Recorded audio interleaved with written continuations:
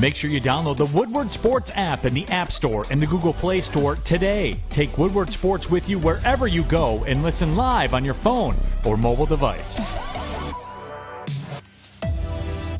Good morning, everyone, and thanks for joining us on the Morning Woodward Show here on the Woodward Sports Network. Also featured on the Roar on 99.1, 93.5, and 94.7 HD2. Happy Monday, Adam. Good morning, everybody. Good morning. How are we doing? Good. How was your weekend? Fabulous. Good. Fish, how was your weekend, buddy? It was good. It was great time. I enjoyed the very good. sports that I'm so happy for you. Adam's wearing colors today. You know what's funny? I did not intend to wear this red shirt at all. I thought it was gray. I thought it was gray when I took it out of the drawer this morning. And by the time I left the house, I realized it was red. I think you're colorblind. I think I'm colorblind, or it's just really dark in my house in the morning. I was going to say, did you get dressed in the dark? I do, yeah. Oh, okay. I'm courteous. I don't turn on the lights like my asshole wife does. Wow. See, when I leave the house early, I don't turn on the lights because I'm a good human. I mean, you can always turn them off. Oh, he's asleep? I'll turn on the lights. All right, whatever. I don't want to get angry. It's 8:01. We're not going to start the show I'm not going to start the show in a bad mood. Hope everyone's having a great day so far. Hope you had a great weekend, all of you at home. Let's get into some Lions news. The Lions are confident, quote unquote, in being able to develop a quarterback. Now, what does that mean for the number 2 overall pick? What does it mean for their draft strategy? What does it mean for Jared Goff? I mean, I can go in a million different directions with this, but how I want to start with this is back in November, we had conversations here about where this team needed to move moving forward in terms of their offensive coordinator, who they should look to hire, should they look to promote from within. And the conversation we were having was Ben Johnson was that guy. I think there was a lot of confidence in the work he was doing from a play calling, I would say a play scheming standpoint, not calling. And that was one of the concerns was, all right, is he going to be able to call the plays? We'll see how the season plays out, of course, this season. But my expectation is, yes, I am confident, actually, and I do agree with the statement that whoever the Lions decide to bring in, whether it's a quarterback in the first round this year, a quarterback in the first round next year, I think there are guys in the building that can develop him, but there also needs to be an understanding that situations make or break quarterbacks in the NFL. And if you're a quarterback walking into this Detroit Lions team, you are very run dependent. You are very dependent on play action, deception plays at the moment. You don't have an obvious deep threat. DJ Chark is a nice signing, but he's a one-year deal. That's not a long-term solution. The Lions have a lot of holes and a lot of questions that they'll need to answer. And whether it's a quarterback this year or next year, I'm on board with the idea that their staff is confident that they can develop a quarterback. I'm confident that they can develop a quarterback. I think we saw it down the stretch with Jared Goff. Yes, you can call them meaningless games, but that doesn't take away that the team was 3-1 with Jared Goff down the stretch, that he had 105.5 passer rating, 4th highest in the league in that 4-game stretch. That you can't take away from him. So I'm looking forward to seeing what the Lions do. I don't think they go quarterback. I know people are clamoring for it. I don't see it. I don't see it being the case. They have the backup. They have the third stringer. They have the practice squad player. Unless a guy they absolutely fall in love with is at 32, I don't see them making a move, a quarterback at number 2. But Maddy, are you confident in the staff? Yes. And their ability to develop a quarterback? I am, and I think that a lot of it comes from, again, we have seen them make good moves, and we've seen where they're kind of going in a direction of being behind Jared Goff and seeing him.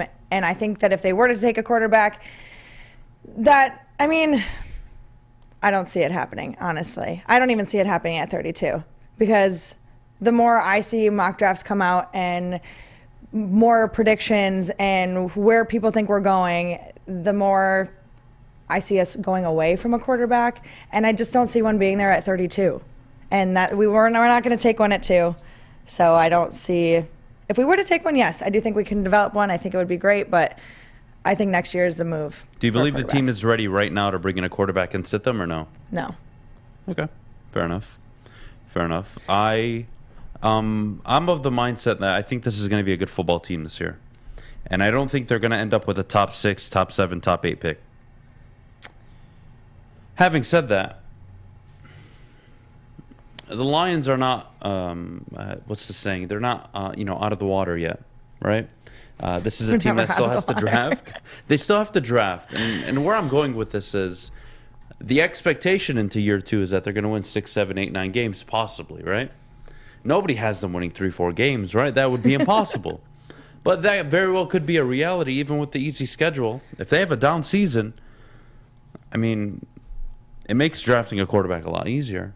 But I think people have to remember that they have a lot of draft capital. Yeah. And it doesn't have to be the number 1 overall pick, the number 2, the number 3. You can get your guy. Patrick Mahomes selected at 10. Deshaun Watson selected, I want to say, at 12. Josh Allen, 7th. Mm-hmm. You don't need the number 1 overall pick. Right. You don't need it. And if you know what you're doing, you can trade up and get your guy. Look at the 49ers. They went out and got Trey Lance. Now, has he proven he can play in the NFL yet? No, obviously. Obviously not. But they felt that confident in him that they gave away future first-round picks, multiple, to get him. And again, the Detroit Lions. We'll get to this, what time? 8:45.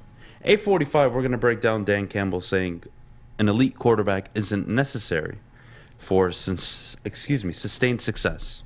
Well, in this league, it's a quarterback-driven league.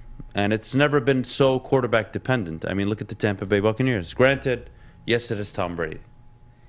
But you take the guy or somebody like him, and you throw him at a 7-9 roster that was very talented, underachieving, and they win the Super Bowl. Now, is that always the case? Maybe not. You upgrade from Jared Goff to Matthew Stafford, you win a Super Bowl. No marquee free agent signings, no big deals, no big trades. They picked up Odell Beckham midseason, traded for Von Miller, an aging edge rusher who was struggling, and then he turns around and has one of the better seasons he's had in a while, especially in the playoffs.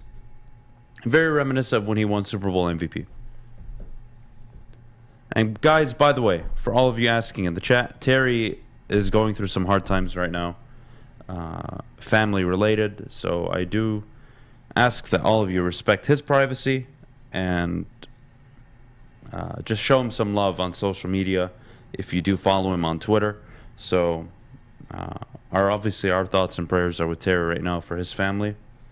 Obviously why we have Maddie up on the desk today. It's going to be fun. It's going to be a good week. Myself and Maddie. Questions in the chat already. How high are you this morning, Adam? I'm doing okay. I'm doing okay for somebody that's running on 2 hours of sleep. It's not bad. Seriously. I'm pretty impressed with myself. Now, again, the point is, guys, and you can talk about the Rams defense. You can talk about whatever you want. The facts are that the Rams don't get to the Super Bowl nor win the Super Bowl without Matthew Stafford this year. And the Buccaneers don't get to a Super Bowl and win the Super Bowl without Tom Brady. And the Kansas City Chiefs don't get to 4 straight AFC title games without Patrick Mahomes because they only won 1 playoff game in a 5-year stretch with Alex Smith. You need a quarterback. A quarterback is the most important position. That doesn't mean that you can't win a game of football in multiple different ways. But it is absolutely the starting block of how you become one of the teams. Everybody looks at the Bills now as one of the teams. You look at the Cardinals. Granted, they choked down the stretch, but they're one of the teams, right? They got their quarterback. We need to understand and start getting comfortable with Jared Goff is a bridge quarterback. And he's only here until you find your guy. And can you win a division, Detroit, with Jared Goff? Maybe. Maybe you can. Can you win a playoff game with Jared Goff? Yes, maybe you can. That doesn't mean you're going to win long term. with Jared Goff. That doesn't mean you're going to be able to go toe-to-toe with a Josh Allen. That doesn't mean you're going to go toe-to-toe with Aaron Rodgers or Matthew Stafford and the Rams. That's the really interesting part. So, yeah, are the Lions confident in developing a quarterback? I'm glad they are. I'm glad they feel that the people that they have in the building are good enough to develop a young quarterback. Having said that, is this the year to go out and get him at number 2, number 32, 34, wherever it may be? I would argue it's not. I think this team needs a lot of talent. But if there was ever a season to take a flyer on a guy at number 32, if you're not absolutely in love with any player on the board at the time, because again, all your mock drafts that you can do, all the projected mocks from everybody out in the media, that is not necessarily what is going to happen, and it means that a player or two likely are going to be available that you did not expect to be available on the board at 32. Having said that, do you take a quarterback at 32? I think if there was ever a year to try to, take a swing, maybe miss, I don't think anybody in Detroit would be upset if the Detroit Lions missed on Matt Corral, Desmond Ridder, Kenny Pickett, even though I don't think he'll be available. Any of these quarterbacks at 32. No. Will Detroit Lions fans be very upset if they hit and miss, or if they miss on a quarterback at number 2 overall? Oh, I think we have a big problem. But at 32, hell, you could waste the next 3 first-round picks that you have on a quarterback and miss every time and still not pay what a top-tier quarterback is paid in the NFL. So it's worth you attempting and trying to get your guy. I believe the confidence. I believe the Lions are confident in Jared Goff, but he's a bridge quarterback. He is a bridge quarterback, and I hope people are aware of what they signed up for when they traded Stafford, right? You signed up for the draft capital. You signed up for Jared Goff, who will be meh, but you can win games with meh in the NFL. The Ryan Tannehill and the Tennessee Titans just locked up the number 1 seed. So, yes, guys, are you confident in developing a quarterback? Yeah, maybe. But you're going to have to take one eventually. And whether it's this year or next year, that's your window. I don't see them waiting till 2024. I think that would be... I wouldn't even know what to think of this football team in 2 years if they haven't had the quarterback situation at least addressed. Well, in my opinion, I would rather them focus on everything that they don't have right now than and worry about the quarterback position later, next year. Because if you're trying to focus on your quarterback now and you're not building a team around him, when you have a quarterback that's decent and can win games, I mean, what are we doing? We can't focus on everything at once. We've got to do one at a time. And I think if we can build a team around Jared Goff, we're going to have a winning team, and we can focus on the quarterback next year. I'm okay with that. I really am. I'm okay with it. And what I'm also okay with is betting all my money away on my bookie. Let me tell you guys, I had a great weekend betting on the Masters. Oh my goodness. Now, I messed up down the stretch, all right? I hedged my bets way too much, but I had a blast betting on the Masters this weekend, and all of you should enjoy this. I would say the fruits of being able to sports bet. I'm so glad it's legal now. Check out MyBookie. Bet from anywhere, anytime using MyBookie. The NFL draft is coming up. Who do you think the Lions are taking at number 2 overall? Have at it. Place a bet on it. Sign up today using code Woodward, and they'll match your deposit dollar for dollar. And as always, if you have a gambling problem, please call the Gambling Problem Hotline at 1-800-270-7117. It took exploring 50 different formulas and hosting countless taste tests, but we believe Gypsy Vodka is the smoothest vodka on the market. Don't believe us? Ask the owners. We're Mike and Adam Kazanowski with High Five Spirits Distillery. We're in close to about 1,200 locations throughout Michigan. We wanted to create a brand that was geared more towards freedom, love, adventure, and at the end of the day, we really wanted to tell a story that inspired other people to take risks, follow their dreams, whatever that might be.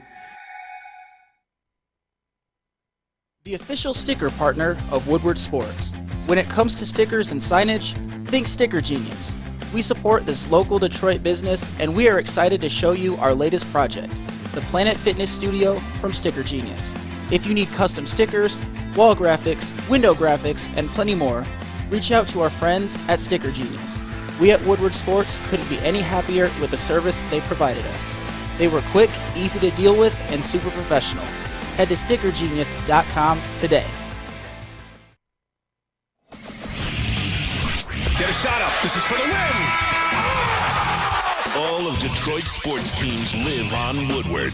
All of Detroit's sports coverage lives on Woodward Sports. Driving the best in Detroit sports coverage. It's 8:16 in the morning, but it's never too early to start thinking about what you want to eat. And the Seafood Festival is back at Big Boy now through April 24th. We all know Terry Foster loves the clam strips, but what they have at the Seafood Festival is fish and chips. It's a fish fry, some popcorn shrimp, and pike perch. Don't forget, they're unveiling a new fish sandwich as well, so make sure you catch it while you can over at Big Boy. All right. Well, look, guys, let's be honest. This was a weekend of golf. The Masters, Tiger Woods made his long-awaited return. Oh, my goodness. I was fascinated with Tiger all weekend, even with what he shoot. He finished 13 over. Yeah. And I didn't care. I still watched almost every swing. I think you and the rest of the world. It was unbelievable. But Scottie Scheffler stole the show. I think it's his 4th win, by the way, and the last 6 world events he's played in. He's the world number 1 right now. Yes. And the fact that he's this hot. Yeah. He's playing like insane golf right now, and Cameron Smith behind him has won 2 of the previous 6. Yes. And those 2 were 1 and 2 for basically the entire weekend outside of Rory tying a course record, shooting what, 64? Yeah, 64. Yeah. He was 8 under. Jesus Christ, Rory finally looked like the Rory McIlroy everyone's been wanting him to be for all this time. Yeah. But Scottie Scheffler wins the Masters. Was it the most entertaining Masters in terms of drama? Did you watch the 18th hole? What do you mean? He couldn't putt. He had a 4-stroke lead. Of course he couldn't putt. That's what I look like on a normal day. I'm holding that against him, by the way. I'm probably the only person holding it against him. Why? What's the big deal? I mean, just because. He didn't have to care. No, I know. Are you kidding me? If I was him, if I was him, I am laying down on the ground and putting with a pool stick. But I would have been like shaking. Who cares? How can you contain? Lead. Well, I know, but like, how can you contain that much excitement? And you're just sitting there, and everyone's watching you. I can't putt on a normal day. So. Oh man, I didn't see a big deal. Let him miss. If anything, it's funny. It was funny, actually. Like, we get to enjoy it.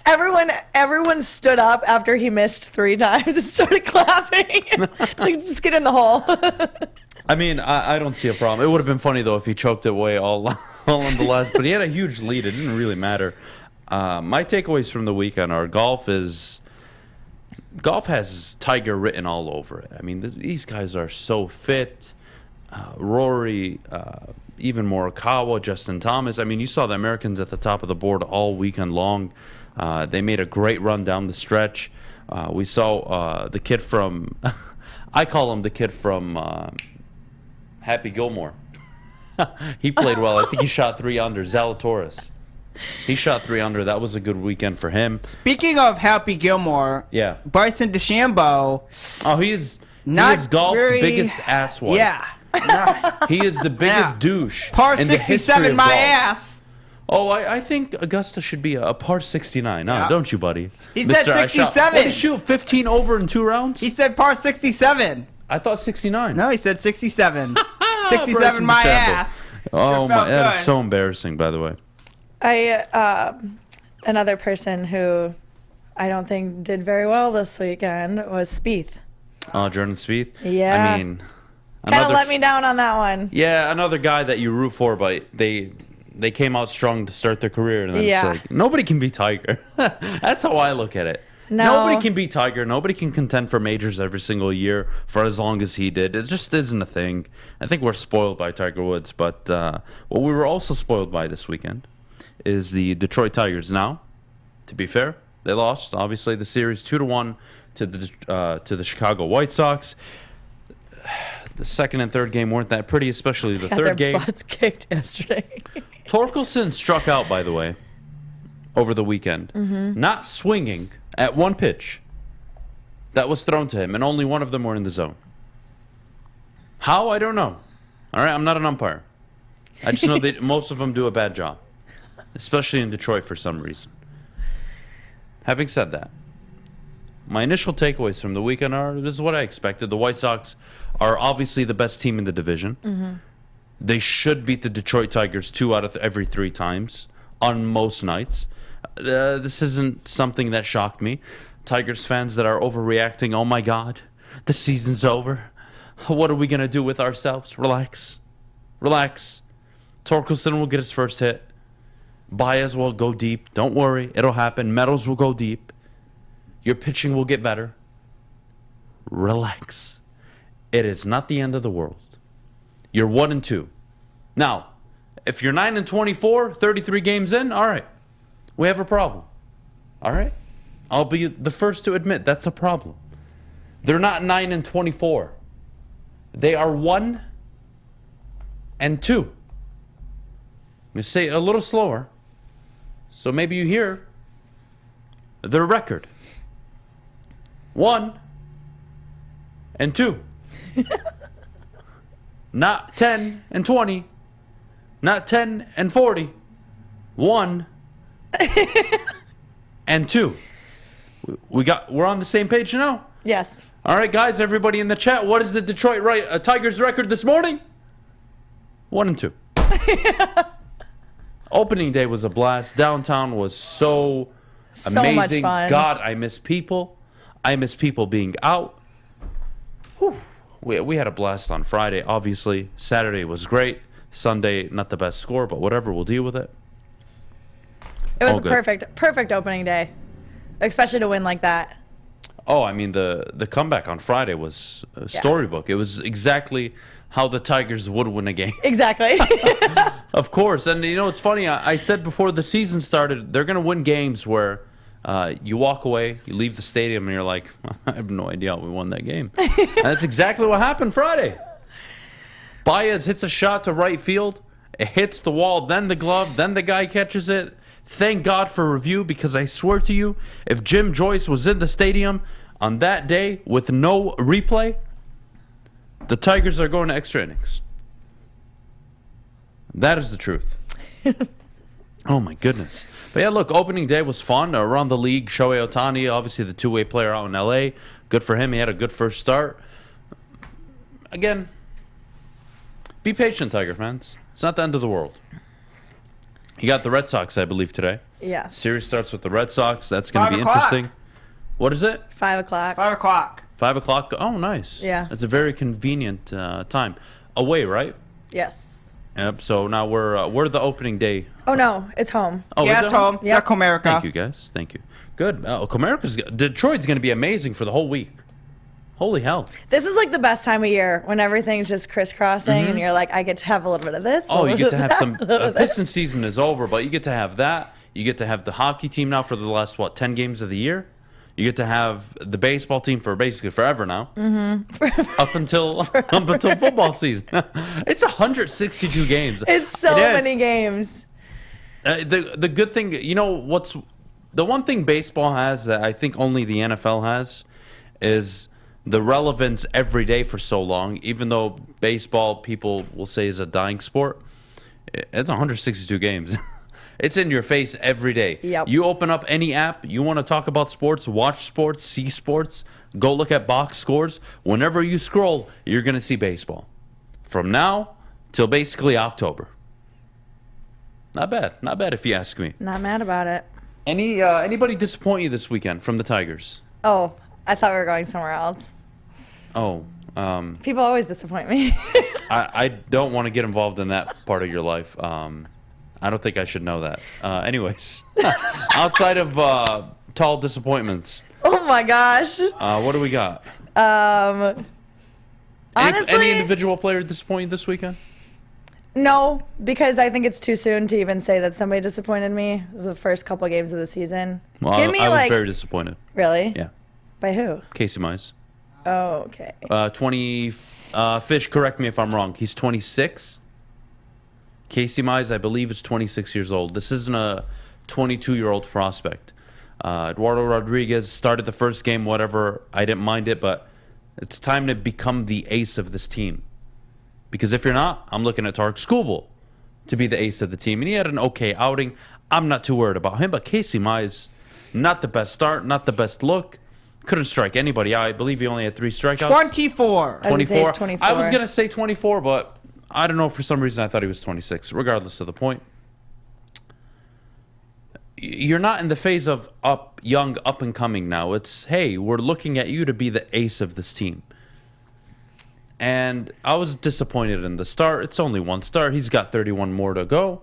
Not the end of the world again, but disappointed. Yeah, I was expecting a little more from the pitching staff. I have a little bit more leeway with players right now, just because it has been a weird offseason. They didn't really get a whole spring training, blah, blah, blah.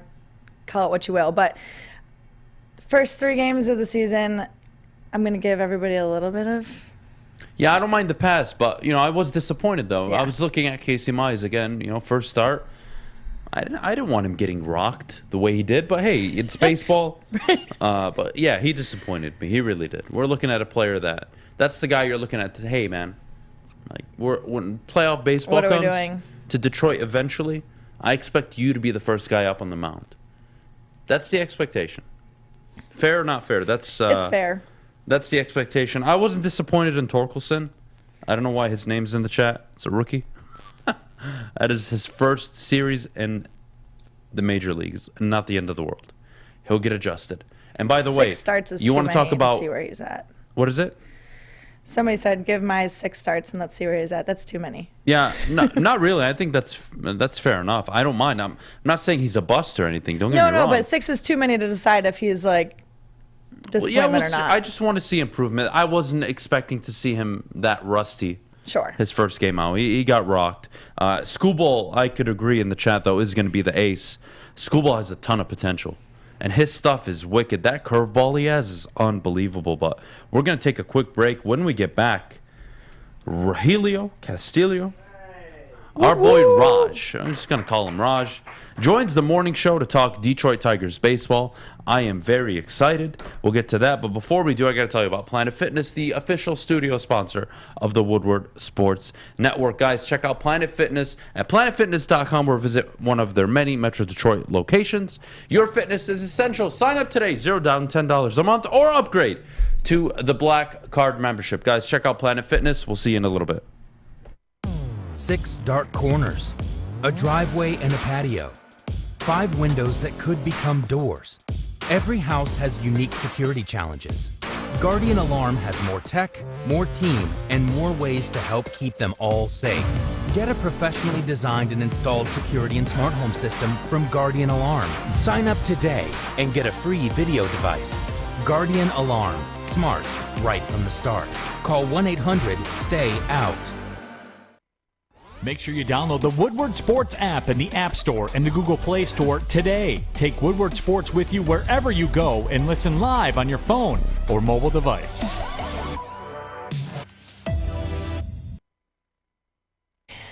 I don't know if any of you guys saw my post this weekend, but I hit up Chili Peppers Tanning. It may not show just yet, but it will.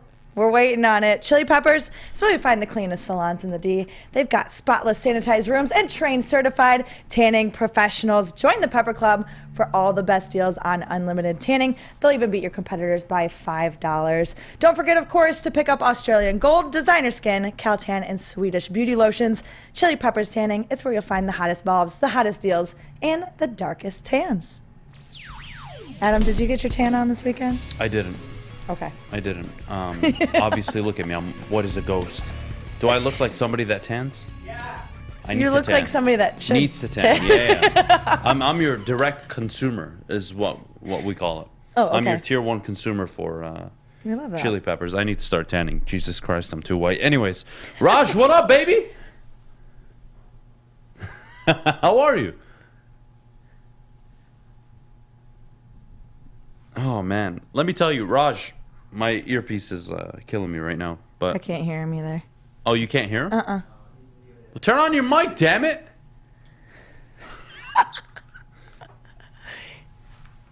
Can I get a mic test, Raj?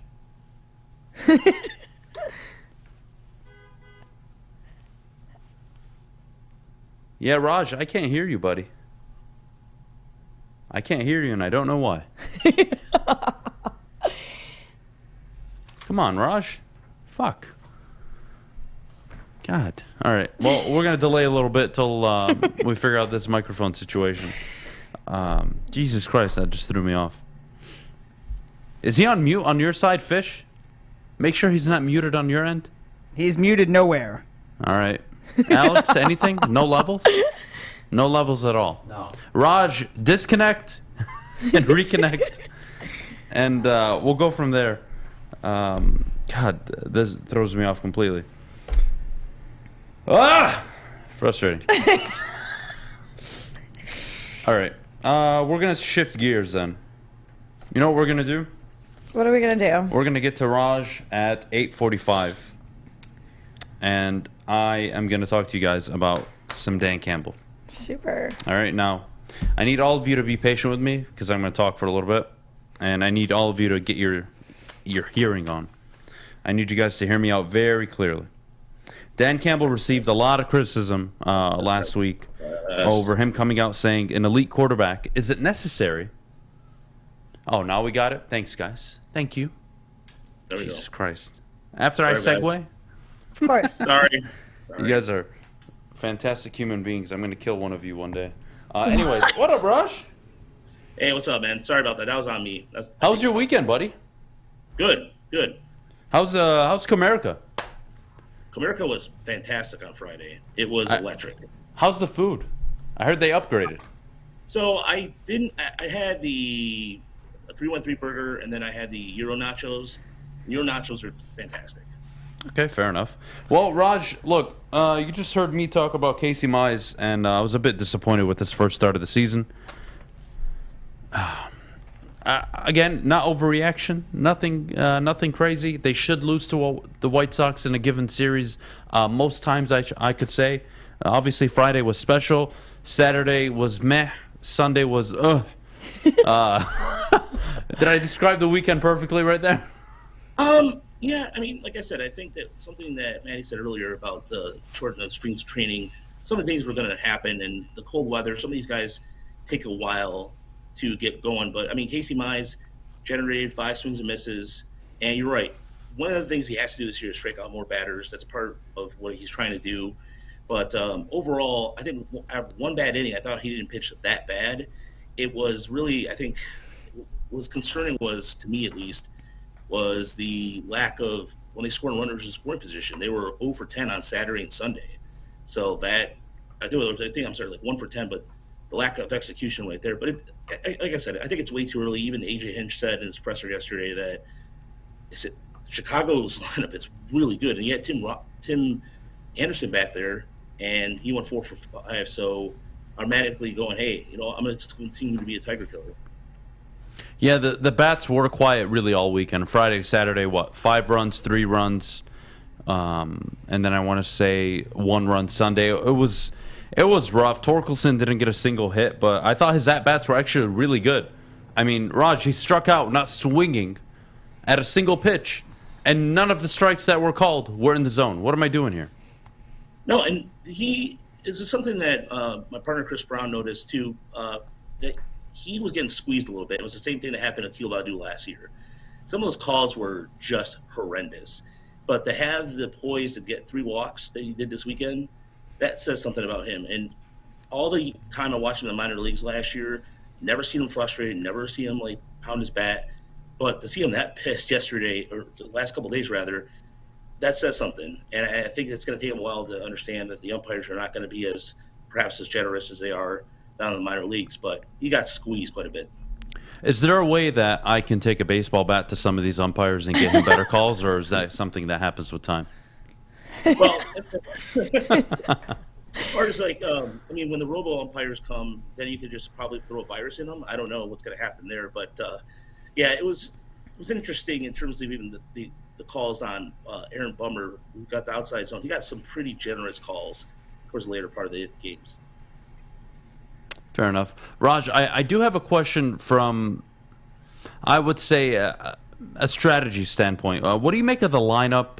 How do you feel about Torkelson batting so late? I actually don't mind it considering he's a rookie. How do you feel about Meadows, and really your first impression of Javier Baez, who, my goodness, he plays in any other park. He's got 3-4 home runs right now. I feel for the guy.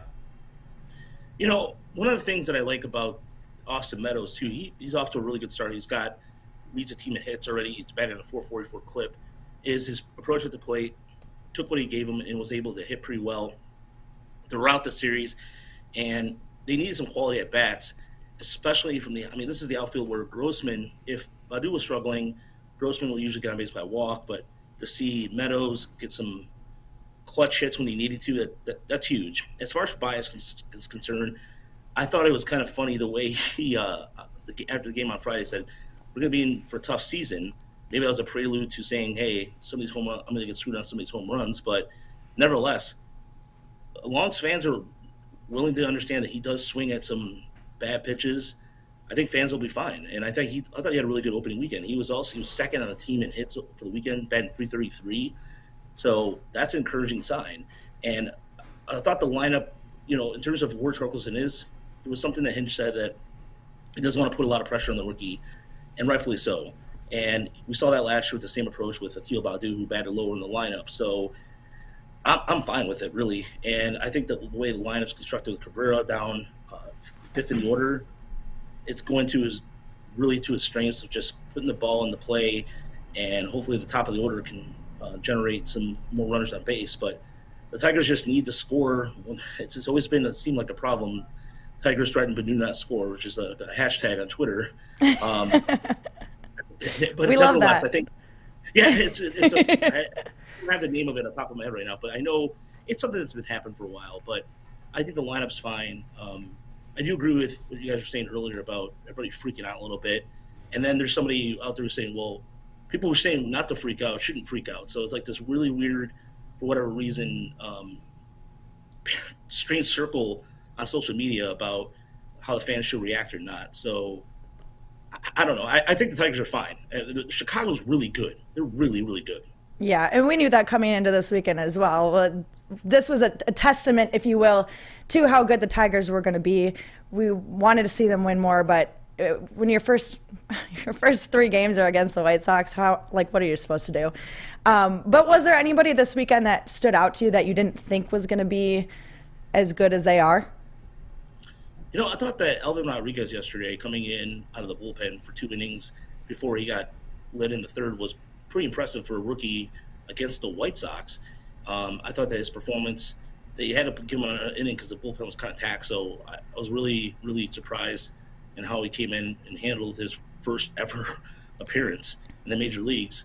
Another person that really impressed me this weekend, too, was Jonathan Scope from a defensive standpoint. I thought that having him back at second base, not having him go back and forth between first and second, really made that double play combo better with Baez. And I think that you saw him make some really key plays behind Torkelson in right field. And I thought he was kind of the underrated part of the weekend, because without him out there playing second base and providing good defense, it perhaps could be a different score.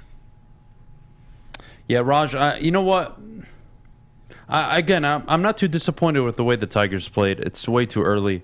My concern really with this team is I try to think of the best case scenario of this baseball team. I try to look at the team where if all things are, let's say, going well, what do they look like? And I don't think I have the answer in terms of how the bats look like when everything is clicking, because, well, let's say Austin Meadows is 25 and 100 this year again. Okay. Javier Baez bats, 270, 280, 23, 25 home runs.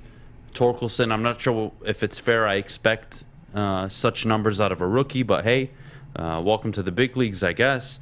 What does this lineup look like where, again, I don't think it's the Yankees lineup or the Dodgers or maybe even the Cardinals, some of these better teams in baseball, but what does a productive Detroit Tigers lineup look like moving forward?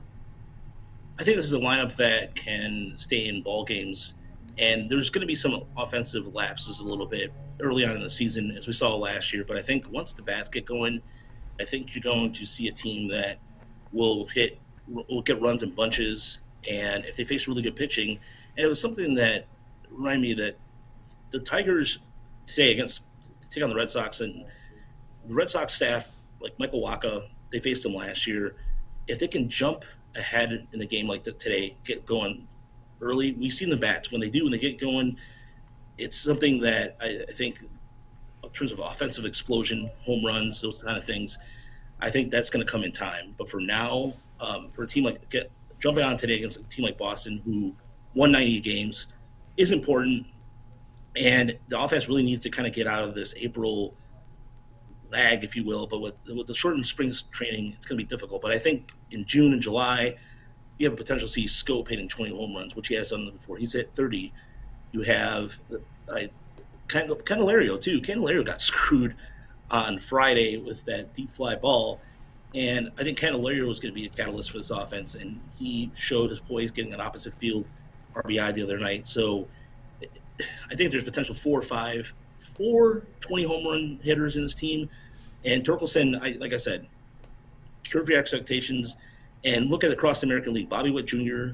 and Rodriguez in Seattle all got off the slow start. So people, calm down, okay, about Torkelson, please, because it's too unfair for a guy to have those kind of expectations. And all weekend we saw them going to his folks, waiting for that home run call so they can have that moment.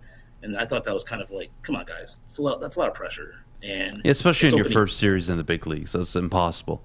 I mean, exactly. A lot of it is luck to get that first home run off the board that early. I mean, that is a big monkey off his chest. I think let's start with the first hit, then we'll go from there. Raj, I got one more question for you. Casey Mize, Tarek Skubal moving forward. Who has more upside in terms of potential to be the ace of this team? That's a really good question, and I know that Mize discussed this a couple weeks ago about working on his split finger and getting it back to where it should be, along with a really good slider. So, but Tarek Skubal as a lefty with a really good fastball and a slider that has some really good sweeping action, I'm gonna lean towards, in terms of even potential ace.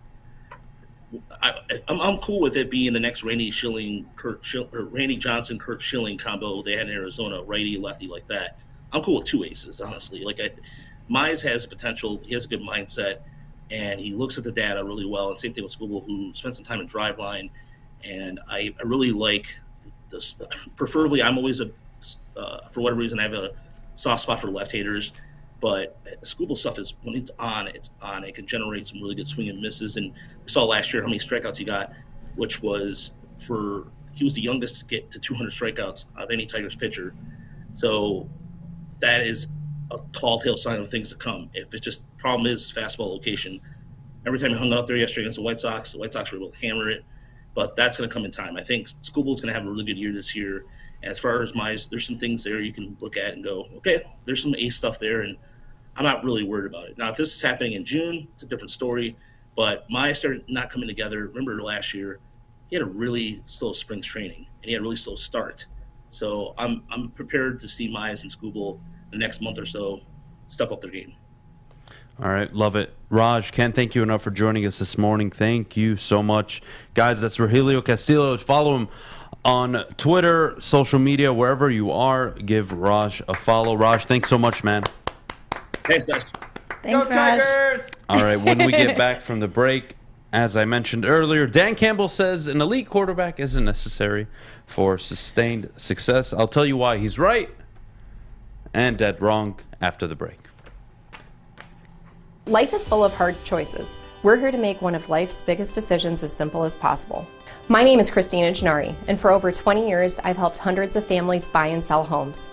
We cover all of Metro Detroit and more, from large luxury homes to starter homes. We will work hard to make sure that you get the home of your dreams. So if you're in the market today or even thinking about buying or selling in the future, make the obvious choice. Christina Gennari, the obvious choice in real estate. Visit us at soldchristina.com today. Putting on a show here, and that's how you answer. We love our sports. We just wish they'd love us back. Detroit sports for Detroit sports fans. Woodward Sports. All right, guys, we had a weekend full of Detroit Tigers, but you know what I wanted to do this weekend that I didn't get a chance to? I wanted to go to the Fulling Warehouse. The Fulling Warehouse in Hamtramck is the home of the original football bowling pin game called Fulling. Host your corporate party, team building event, or just come in with family and friends. There's 2 ways to play. They have $10 unlimited open play, or you can reserve a private lane for $120. They've got over 100 beers and a $2 mystery beer machine, as well as multiple full bars. You can bring food or have it delivered. Come get your full on. Check it out at fullingwarehouse.com.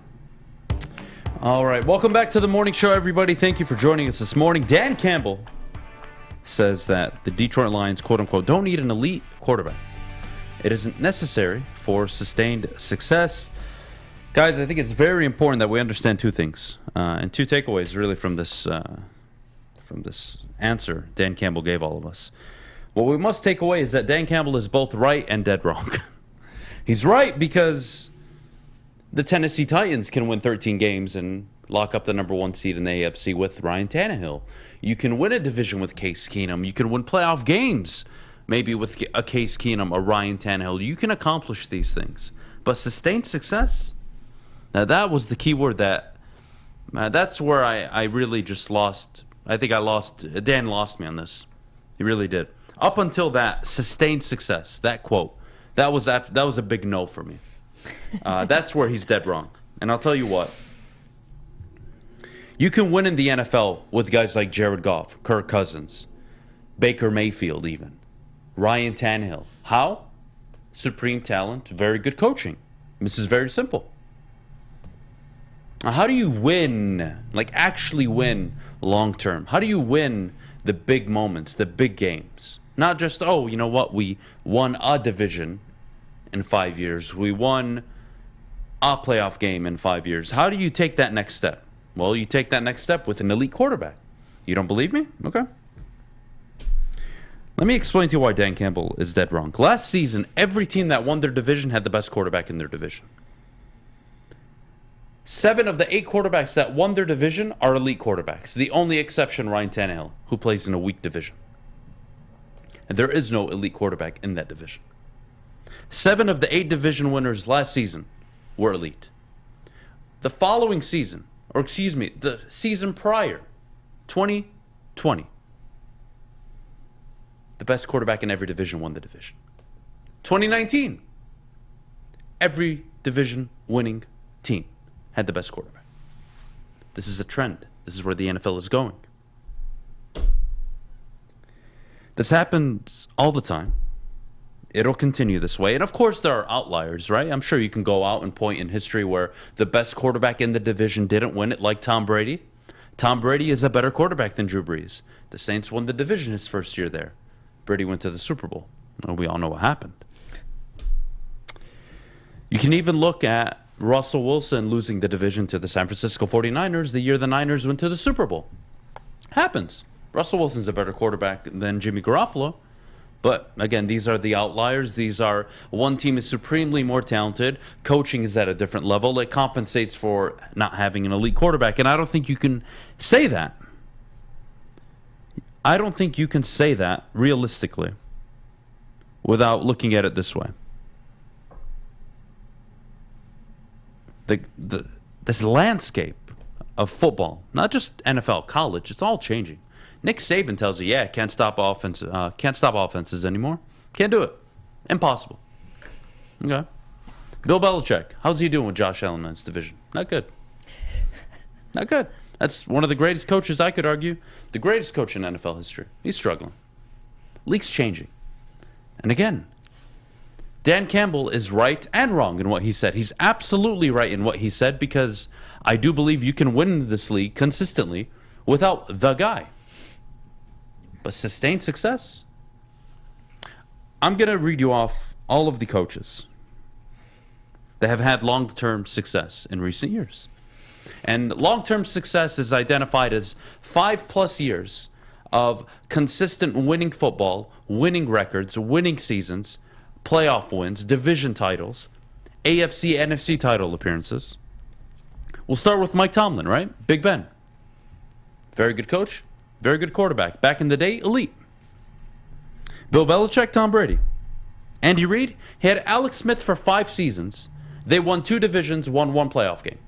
1-4 in the playoffs. Gets Patrick Mahomes 4 straight AFC title games. Elite quarterbacks. Sean McVay got to a Super Bowl with Jared Goff. Multiple division titles. Trades Jared Goff, Super Bowl champions. Yep. First year with Matthew Stafford. Kyle Shanahan, another great coach, right? He's had sustained success. Kyle Shanahan, as much as I love him, has a losing record. Can't defend that, can I? Well, I can also argue that his record with Jimmy Garoppolo compared to without is extraordinary. I believe it's along the lines of 33-13, something along those lines, when he has a quarterback. And he's 6-31, somewhere along those lines when he doesn't have a quarterback. I wonder why. Kyle Shanahan's a great coach. Has nothing to do with Kyle. But if you want to win in the NFL, you need a quarterback. And of course, Kyle Shanahan is one of the, I would say, I could argue, the best or the second best offensive coach in the NFL right now. I guess you could put Andy Reid above him. It depends what your taste is. But again, there's no coach in the NFL that overcomes average quarterback play. You can get away with it. Bill Belichick can win you some games with Mac Jones, average. Can you win in today's NFL with an average quarterback? I don't think so. I don't think you can sustain it long term. And I don't think it's realistic. And you don't believe me? Go ask Kyle Shanahan, one of the greatest offensive minds, what he thinks of a very good quarterback in Jimmy Garoppolo. He's not elite. What does that mean? We trade our future for Trey Lance. Why? Because you need that guy. John Harbaugh. Well, 10 seasons. Let's not forget. 10 seasons with Joe Flacco. Oh, they won the division twice. But they won a Super Bowl, to be fair, right? They did win a Super Bowl. Well, how do you remember those Baltimore Ravens teams? Huh? For their elite quarterback play? Or for their defense that carried them all those years? And then, of course, Joe Flacco, to his credit, had an outstanding playoff run that resulted in a Super Bowl. Credit to him. That's not elite, long-term sustained success. That isn't. And again, you can win without the guy. You can win without a top 5, top 8 quarterback. It's absolutely doable. Can Dan Campbell do it? Time will tell. Time will tell. The roster needs to get better. How good of a coach is he? We'll see. And this isn't really a shot at Dan Campbell, but I think it's a bit much here that we're talking about, it's not necessary to have an elite quarterback for sustained success. I'm not seeing it. Find me one team that has had sustained success without an elite quarterback. Find me one. Please, I tried all last night. I was up till 2:30 in the morning. Couldn't find one. Dallas Cowboys, Troy Aikman. Dallas Cowboys with Tony Romo were a 9-7 football team. With Dak Prescott, they have barely over a 500 record. Come on. Yeah, I got nothing for you. The important thing to take away is, again, Dan Campbell is right and wrong. You can be right and wrong. It's totally fair. Yeah, you do it all the time. Again, look, I hope you guys are understanding where I'm going with this. The point is, yes, again, I can win without an elite quarterback. But who are the guys that have shown they can win without him? John Harbaugh, one of the better head coaches in the NFL. Kyle Shanahan, one of the greatest offensive minds in the NFL. Sean McVay, one of the greater minds in the NFL. What do we got here? Show me the outliers. Who else? Mike Tomlin and Big Ben, they were elite back in their time. All right, when they had their success, Ben was elite. I have to be fair, even though I think he's a bum now. And he's retired. Good for him. Eli Manning, that's a great one. Eli Manning was never elite. You're right, because they never had sustained success. Yeah. They never had back-to-back winning seasons under Eli Manning. They had 2 Super Bowl runs. That was it. Runs. Miracles. Outliers in the history of the NFL that will always be remembered as how the hell did they do that? That is how we remember the New York Giants. That's not sustained success.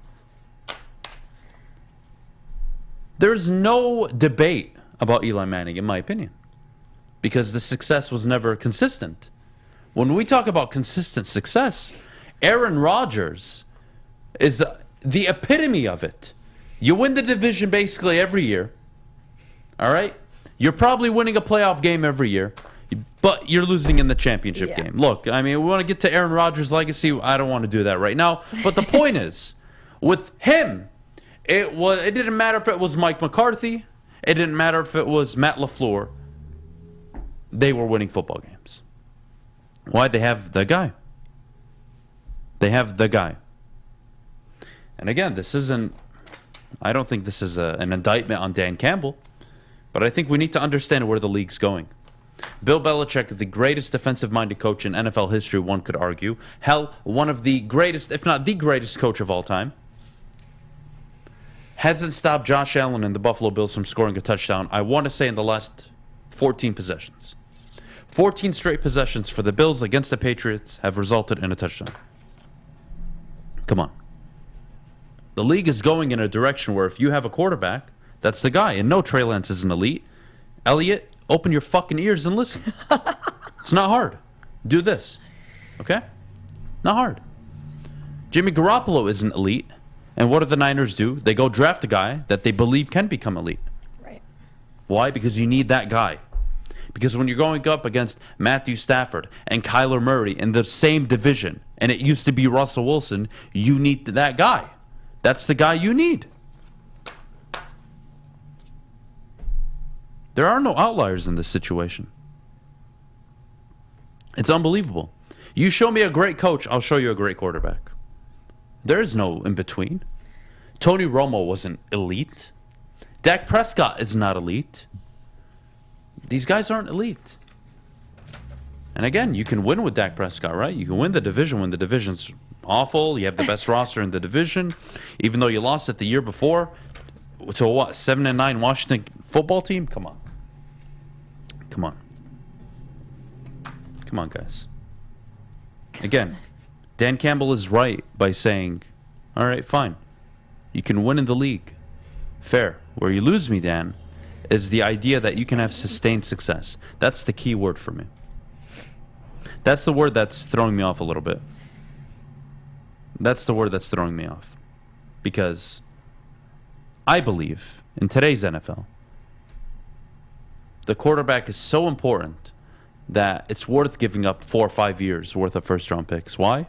Because you can always supplement talent in the second, third, fourth, fifth round. Mm-hmm. We see teams do it all the time. The great teams do it. The Rams. You think Bill Belichick is happy with Mac Jones, or would he prefer Tom Brady? Hell, forget Tom Brady. Would Bill Belichick prefer Mac Jones, or I could argue a lesser version of a Lamar Jackson or a Russell Wilson or one of these guys? I would argue he would take one of the young elite quarterbacks. Yeah. He wouldn't want a Mac Jones. And again, Mac Jones is good. You're going to win games with him. And if you want to hang your hat on Trent Dilfer, Brad Johnson, Joe Flacco, Eli Manning, go for it. Congratulations. You're doing great. Doing great this morning. But I don't think that's the play. I really don't. And please, please, for God's sake, if we can agree on one thing this morning, is that the quarterback is the most important position in football. Fair? Yep. Get that right. And Detroit, again, just because you get the quarterback right doesn't mean it all works out, right? Because the Lions are the best example of this. You have an elite quarterback in your city for 12 years, and you end up with 0 division titles, 0 playoff games, 2 playoff appearances in 12 years. So what has happened first, the quarterback or the quarterback? You have to get the quarterback. But we had the quarterback. We had the quarterback, but what didn't we have? You didn't have coaching, you didn't have a front office, and you didn't have much of a roster outside of 1 or 2 seasons. So does the quarterback come first, or does the front office come first? Well, no, they all come first. In terms of you need a GM, a head coach, and a quarterback. Yeah. Give me those 3, I'll figure out the rest. That's your recipe for success in today's NFL, and really the NFL in general. Give me a GM, give me a head coach, and give me a quarterback. We'll win football games. Yeah. I don't care if I have fish lining up at tight end. We'll be okay. That's the point. That's the point, because the quarterback is responsible for what everybody does on the field. I know what everybody is doing on the offensive line. I know what they're doing. I know their first step. I know what they're supposed to be doing. I know what the wide receivers are running. I know their option routes. I know the tight end. I know his route. I know his option route. I know what the running back is doing. I know if they send a linebacker, what the running back is going to do. I know if they drop back a defensive end into coverage, what I'm going to do. That's why the quarterback is the most important position. And again, you had him, Detroit. It didn't work out. We're going to take a quick break. When we get back, it's Mock Draft Mondays. And you know what that means. So we're going to go over another Detroit Lions Mock Draft edition. I want to say this is the 6th iteration of this. 6 or 7? It's the 6th or 7th. I'm excited. I don't know. Maddie, I took a quarterback. Yeah. Okay. Yeah. YOLO. I'm very interested. I took a quarterback, so I'm not going to tell you when or where, but I definitely took a quarterback. I took the Really? Yeah, Okay. I took a quarterback that I believe is the best pre and post snap quarterback in this class. So I'm feeling pretty good about it. So let's take a quick break. And we'll talk about the Detroit Lions mock draft. But before we do, Maddie, could you tell everybody at home about the sports marketing agency? Yes, I can. The SMA has been leveraging pro athletes and other notables for a decade against issues around mental health and substance use disorder. With the help of NFL alumni, Sean Jordan has been able to save lives and take a stand against these issues. Soon coming to Woodward Sports, the sports marketing agency podcast, this is the F Word series on fentanyl. If you're struggling with substance abuse or mental health, they are here to help. Go to thesportsma.com. You asked for it, and we listened. The Seafood Festival is back at Big Boy, including a Friday night seafood buffet. Catch it while you can, available at participating locations until April 24th. Also available, the new fish sandwich. We'll see you at Big Boy. Hi, my diamonds. It's Crystal with an X. You want to get hot and perfect like me? Here's my super easy routine. Drink at least a gallon of water before you wake up. Attach a weight to everything in your house. Hello? Sell your car and just sprint everywhere. Scream when you exhale. Don't follow Crystal with an X. Do your own thing at Planet Fitness with tons of equipment and free fitness training in our clean and spacious clubs. Join now for just $10 a month and cancel anytime. Who are the Lions taking it to? Should they move down? What move will Brad Holmes make? It's time for Monday Mock Draft on the Morning Woodward Show. Welcome back. Thanks for joining us on the Morning Woodward Show here on the Woodward Sports Network. Also featured on The Roar on 99.1, 93.5, and 94.7 HD2. It's Mock Draft Monday, so let's get going. Time to draft the cocaine, Adam. It's always time to draft the cocaine. Guys, I've been saying this for months now. The most important position that the Lions need to address on April 28th with the number 2 overall pick is edge rush. You need to get to the quarterback. And I'm going to dive a little deep. Now I'm going to go through the history of the number 2 overall pick. And 9:15. I'm going to tell you why this is so important, but before I do, let's get into the mock draft. Alex, number 2 overall, I take Kayvon Thibodeau, Maddie. Kayvon Thibodeau, again, this was the consensus one for the longest time. Desmond Ridder. I'm getting a high ceiling-esque player. I'm feeling good about him. In terms of his play, I wouldn't compare him to Myles Garrett coming out of college, but what I would say is a lot of the same criticisms that people had of Myles Garrett, they have of Kayvon Thibodeau, a guy that thinks for himself. He's an independent man. I don't mind it. I'm not going to shy away from it. If Aiden Hutchinson is off the board, this is the guy I'm going for.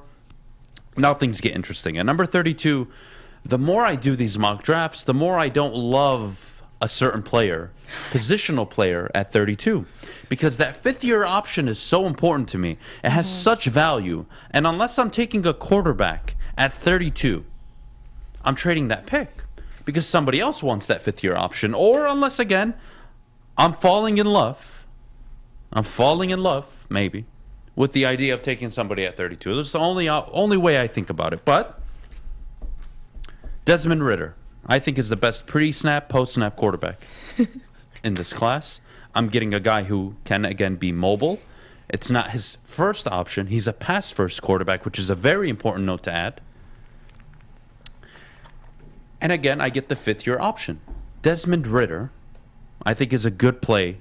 And again, do you need a quarterback this year? No. Are you going to sit him if you draft him? Yes. Whether he's at 2, 32, 34, doesn't matter. To me, it's more valuable to take the quarterback at 32. Why? I get the fifth-year option. Mm-hmm. And it's a cheap rookie deal. And if Desmond Ridder, for some reason, is ready mid-season or next season, great. We're on schedule. And again, I'm not wasting the number 2 overall pick on a guy I'm going to sit for the entire year. There's a big difference. And I am okay with Desmond Ridder or any of the quarterbacks, by the way, at 32. You can take any quarterback, hell, even Baker Mayfield 2.0 Sam Howell. And I would be okay with it, because the point is, you have to try to get that guy in the building, right? Can we all agree on that? Jared Goff isn't elite. So you're going to want to find a guy that can become elite. Do I think Sam Howell can become elite? No, I don't. Do I think Matt Corral? Maybe. I mean, again, a lot of these guys we have a ton of questions about. The point is, if you're going to take a flyer on a quarterback, do it at 32, please. Don't do it in the 3rd, 4th round. It's unnecessary. Take a positional player. At 32, take a quarterback. You can miss on him, and I wouldn't care at all. You could take one next year and miss. I wouldn't care. You could take one the 3rd year and still miss, and not have to pay what it would cost to have a Jared Goff on your football team. That's the point. Rookie contract's very valuable. I would take Desmond Ridder at 32. Number 34, I take Leo Chenal, linebacker out of Wisconsin. This is a guy I'm very high on, Maddie. The 2nd highest PFF grade ever given to a linebacker, behind only one person, Micah Parsons, who was drafted by the Dallas Cowboys last season. Again, everybody complaining about Ridder accuracy issues. Fine. I can fix accuracy. I can't teach character. I can't teach leadership. And it's a flyer on any of the quarterbacks that are in this draft class. So don't tell me that we all know about any of these guys. I don't care who you take at 32. If you're going to take a quarterback, do it at 32. Do me a favor. So far, Kayvon Thibodeau, Desmond Ridder, Leo Chenal, and this is where things get spicy. The Lions are going to need safety help. And Kirby Joseph, I think, fits the mold exactly in what you want with a guy playing next to Tracy Walker. You want a guy that can cover sideline to sideline. Now, is he the athlete, the specimen, the prospect that Kyle Hamilton is? Absolutely not. But you can't tell me that he can't be a top 10 safety in the NFL, let alone any of these guys that you take in the 1st, 2nd, or 3rd round at safety outside of Kyle Hamilton. You know why? Because 7 of the 10 best safeties in the NFL were selected in the 2nd round or later. That's why. That's why you don't take Kyle Hamilton at number 2. And I have a big middle finger for all of you Kyle Hamilton fans at 9:15. Don't worry, I'm just getting warmed up. Oh, boy. And after Kirby Joseph, James Cook is on the board at 97. That's a tough one for me to pass on. Okay, James Cook at 97 is a tough one for me to pass on. I think the running back position has been so irrelevant in terms of, oh, I need Christian McCaffrey, Alvin Kamara, Dalvin. No, you don't. I need situational running. I need plug-and-play guys, just like Netflix Reynolds. That's what I need. I need depth at the running back position. So I'm going James Cook, fresh legs. DeAndre Swift has not proven to me that he can stay on the field and be healthy. Jamal Williams, we'll see what we get out of him this year. You have Craig Reynolds. Again, you can never have too many running backs, given it's such a physical position to play. And people get hurt all the time. Look at the Niners. They may do. They had 4 running backs on their roster. They figured it out. Why? Because they had a good offensive line. Detroit takes some notes. Next, we go tight end James Mitchell out of Virginia Tech. James Mitchell, again, the later we go in this draft, the less I really care. Yeah. Jeff, shut the hell up. I didn't want anybody to know that. That is very unnecessary. What's wrong? Jeff? Adam Anderson, yes, I think he was, actually. Can we act like that never happened, Jeff? Shut the hell up. Shouldn't you be doing something right now, Jeff? Jackass. I love Jeff. Anyways, look, I mean, that's my mock. PFF gave me a B. I give them my middle finger. I thought it was better than a B, especially the first 5 picks I'm feeling really good about. That's with no trades. But Maddie, can we put up Maddie's mock? Yeah. I'm interested to see Maddie's mock draft. I kind of hate this mock draft. I won't lie. What'd you take? Baker Mayfield number 1? I'm not excited about this one. Oh, why? It's not bad. Go ahead. It's not bad, but I didn't take a safety, which is annoying. And yeah, that's the first complaint I'd have. Well, because we're where I was and the people that were available, I would have rather skipped on the safety than have taken one. I don't know. I wasn't in love with this draft, but obviously I took Thibodeau at 1 with my first pick because, well, why would I not? I like Jalen Petrie. Well, he's technically a safety, by the way. Yes, but still not what I wanted. I don't mind Petrie at 32. Leo Chenal, I think, home run. Great job. I love Tolbert. Tolbert, good. I don't think you should have drafted 3 wide receivers. I know, You're but such a Michigan State listen. girl. That was such a Michigan State pick, by the way. That was the only reason that I drafted Jalen. I know. Whatever. Believe it's a waste of a pick. The center is interesting. I've seen a lot of people talk about possibly moving off of Frank, which is interesting. Drafting a center at 97 is definitely a very interesting move. I would have taken a safety at 66 or 97, but hey, you took another wide receiver at 177. I'm scratching my head a bit still. I don't even like that I love the pick running either. back. I love the running back pick. Again, I'm all for depth at the running back position. You took a punter. I don't think Jack Fox is going to be happy about that. A punter? So, yeah, I'll tweet at Jack Fox and you can deal with him. No, that's fine. Again, I don't love this draft. I think it's good for the first. Yeah, you're getting like a B minus, C I got plus from the me. first like 5 picks I don't mind, but the rest of it was just a wash. The first honestly. 5 picks are different. it's interesting. Zaquandre White, I do like. The 2 wide receivers killed your board. Yes. Because everything else is fine. I could After live with it. 97, I kind of was like, meh. After 97, I think you had too much alcohol when you did this mock Which is draft, to be actually honest with you. probably accurate. I promise you that is exactly what happened. But look, I mean, this draft is going to be interesting, and the Lions haven't traded yet. No. And if they don't trade, all right, well, that's what your board's going to look like realistically. Again, we don't know who's going to fall, who's going to stay up in the board. But Maddie, I'll give you a C+. Not bad for your first one. Not bad. This is not my first one. Well, the first one, excuse me, Remember that was last shown. time I tricked you? Oh, yeah, that's right. Well, Yes. see, this is still technically your first one because you had to break it down for him. Yeah. That other one didn't count. I thought it was a fan that submitted it. It's not Yeah. fair. That was on Fan Mock Draft Wednesdays. Not cool. Not cool. Well, it was a fan. It was Maddie. Yeah, I'm a fan. Yeah, she could be a fan. No? No. Why would she? No, Fish. Fish, sometimes I swear, like, you make me question you. I've been waiting. I didn't say I was going to hit you. Oh, okay. I'm just saying, like, some of the stuff that comes out of your mouth, don't get it at all. You confuse me a lot. I still wouldn't take well, a that's sad. quarterback, though. You wouldn't take a quarterback? No. I have the same necklace, by the way. The more we get closer to the draft, the less I want a quarterback. Because I was okay with it at first, if we were taking it later. But I don't want it. Well, you're going to need one eventually. So Well, you're going to need one. But, guys, you know what I need? what do you need? I need to keep my hair fresh, clean, and styled. And where I do that is at Lady Jane's Haircuts for Men. Guys, check out Lady Jane's. As you know, we broadcast our show live in the headquarters of Lady Jane's. It's definitely awesome to get off the air, get my haircut, beard taken care of, hot leather, neck shave, awesome experience. Open 10 to 8, 7 days a week. Walk in anytime, relax, watch your favorite team play, and before you know it, your hair will be game ready. Get to Lady Jane's Haircuts for Men, 10 to 8, 7 days a week. Guys, it's wicked awesome. Everything that we've hoped for, finally. He's going deep, right side. Oh, that is Edwards out there. He goes up in the air at the goal line. Hey, it's Brandon Edwards here, wanting to welcome the sports marketing agency to Woodward Sports Network, to the family. Glad to have you guys. For the last decade, the sports marketing agency has literally leveraged athletes around issues such as mental health and substance abuse.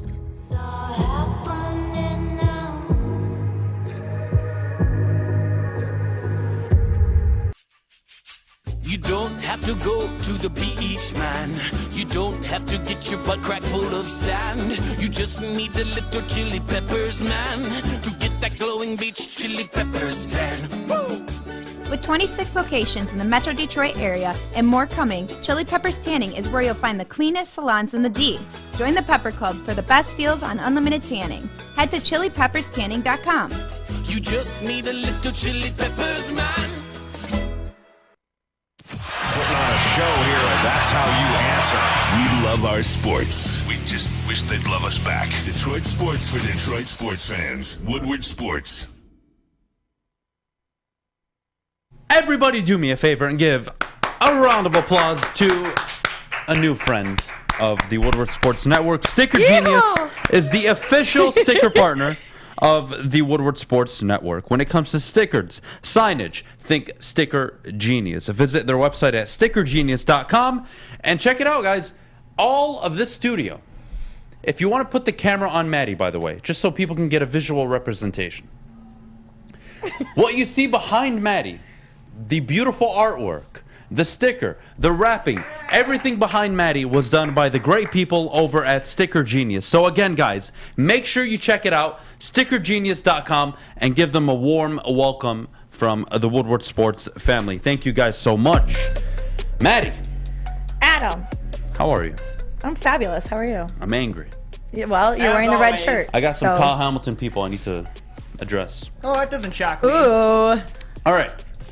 Kyle Hamilton, everybody. Ladies and gentlemen, a phenomenal prospect at the safety position. One of the better safeties to come out of the draft in a long time. I think a lot of people are excited about him, as they should be.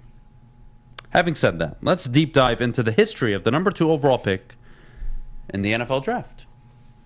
Now, in franchise history, in the Super Bowl era, the Lions have held the number 2 overall pick 3 times. It's resulted in Charles Rogers, bust, Calvin Johnson, and Ndamukong Suh. Very good picks. I could argue franchise-changing picks at the time. So the Lions are maybe due for another franchise-changing player. Now, is that a quarterback? Well, no, I don't think they're taking a quarterback. I don't think there's a quarterback in this class that you can justify the number 2 overall pick with, so I'll leave that there. But let's understand, let's just look at the NFL, the draft, since the year 2000. We've had 21 drafts. 12 of the 21 players selected at number 2 overall are what I would identify as hits, home runs. They worked out. They panned out in the NFL. They were very good players, Pro Bowlers, All-Pro, Super Bowl champions. Which means, on April 28th, the Detroit Lions have a 57.5% chance of hitting on the number 2 overall pick. It also means that the Detroit Lions on April 28th have a 42.5% chance of missing on the number 2 overall pick. And my friends, what that means is welcome to the NFL. League's hard. Winning's hard. Drafting the right guy is hard. If everybody knew how to draft a quarterback, the whole league would have a quarterback right now. There's no 1 + 1 = 2 in the NFL. It doesn't. If anything, 1 + 1 = 1 in the NFL. There's no way to understand it, comprehend it. No way about it. So, again, let's look back since the year 2000. Okay? Since the year 2000, there have been 21 draft picks at number 2 overall. Only 6 of them were defensive players. Only 6. The 6 players that were drafted: LeVar Arrington, absolute hit. Julius Peppers, absolute hit. Chris Long, 2-time Super Bowl champion. Von Miller, absolute hit. Nick Bosa, so far very good. Chase Young, so far very good. 6 defensive players since the year 2000 have been selected number 2 overall. Those are your 6. They've all hit. Isn't there a common theme, by the way, with all 6 players? They all get to the quarterback. Isn't that funny? Isn't that funny? And the one exception being LeVar Arrington was one of the greatest linebacking prospects to come out of college in a long time. And linebacker in that era, your Zach Thomases, your Ray Lewises, your Brian Urlachers, that was the linebacker age. You needed that, and he was a stud. But none of them were secondary players. Isn't that funny? Didn't you notice how 6 out of the 21 picks that were defensive players, all of which were not secondary players? They weren't corners. They weren't safeties. None of them. None of them. None of them were safeties. Isn't that funny? They all get to the quarterback, guys. They all get to the quarterback. And where I'm going with this morning is simple. In a league where we spend 15, 20 minutes talking about how you need an elite quarterback to win in the NFL, it is absolutely vital that you get to those elite quarterbacks and put them under pressure.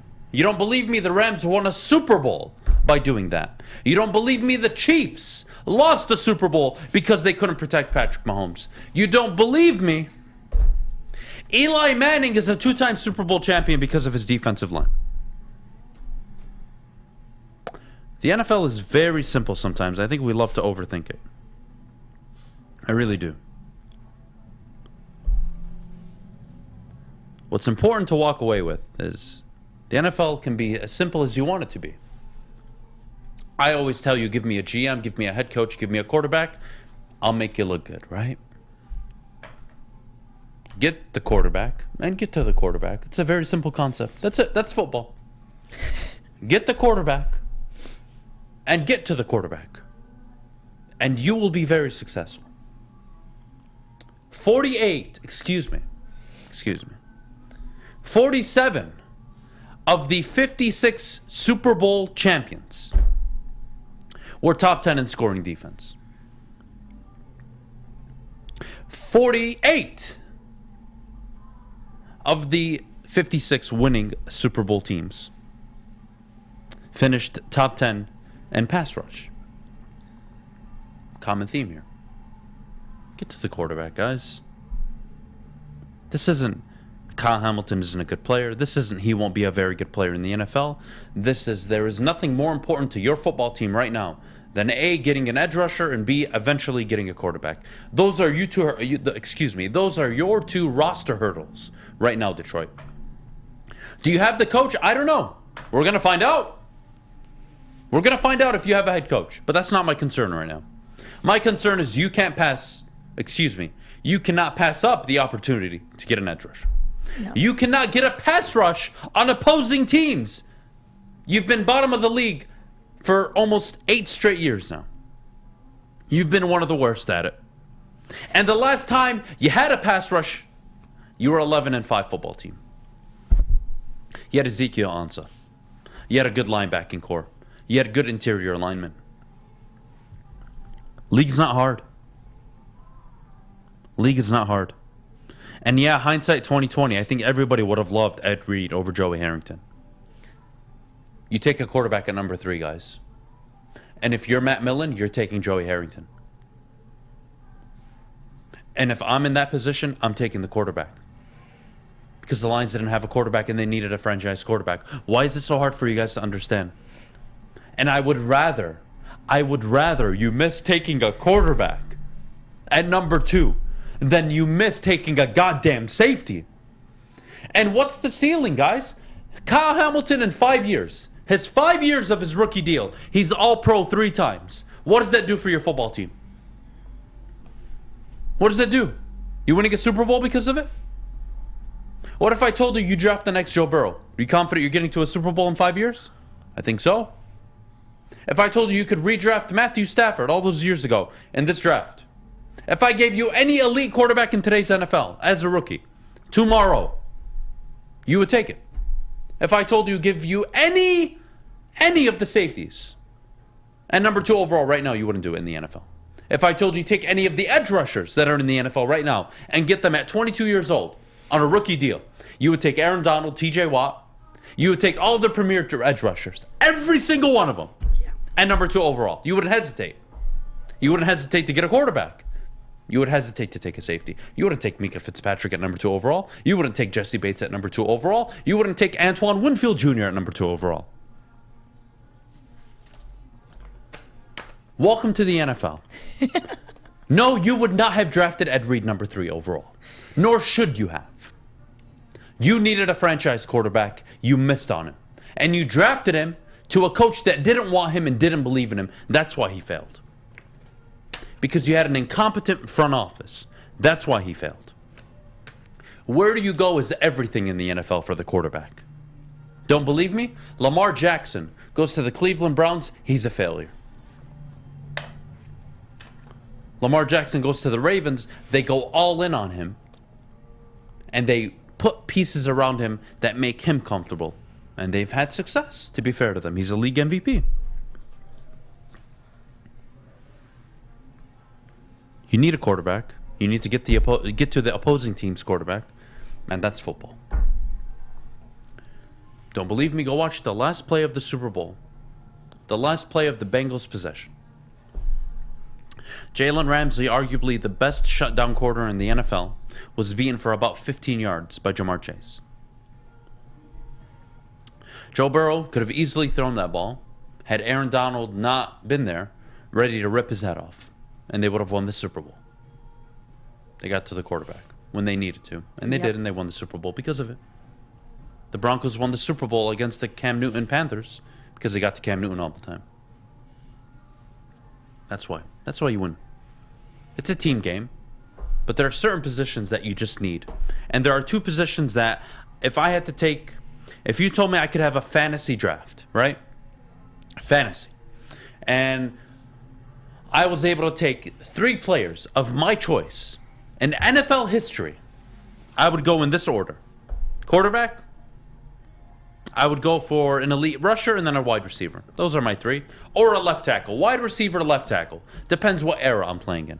If I'm playing in the late 90s, early 2000s, I'm probably going for the left tackle and easily an edge rusher.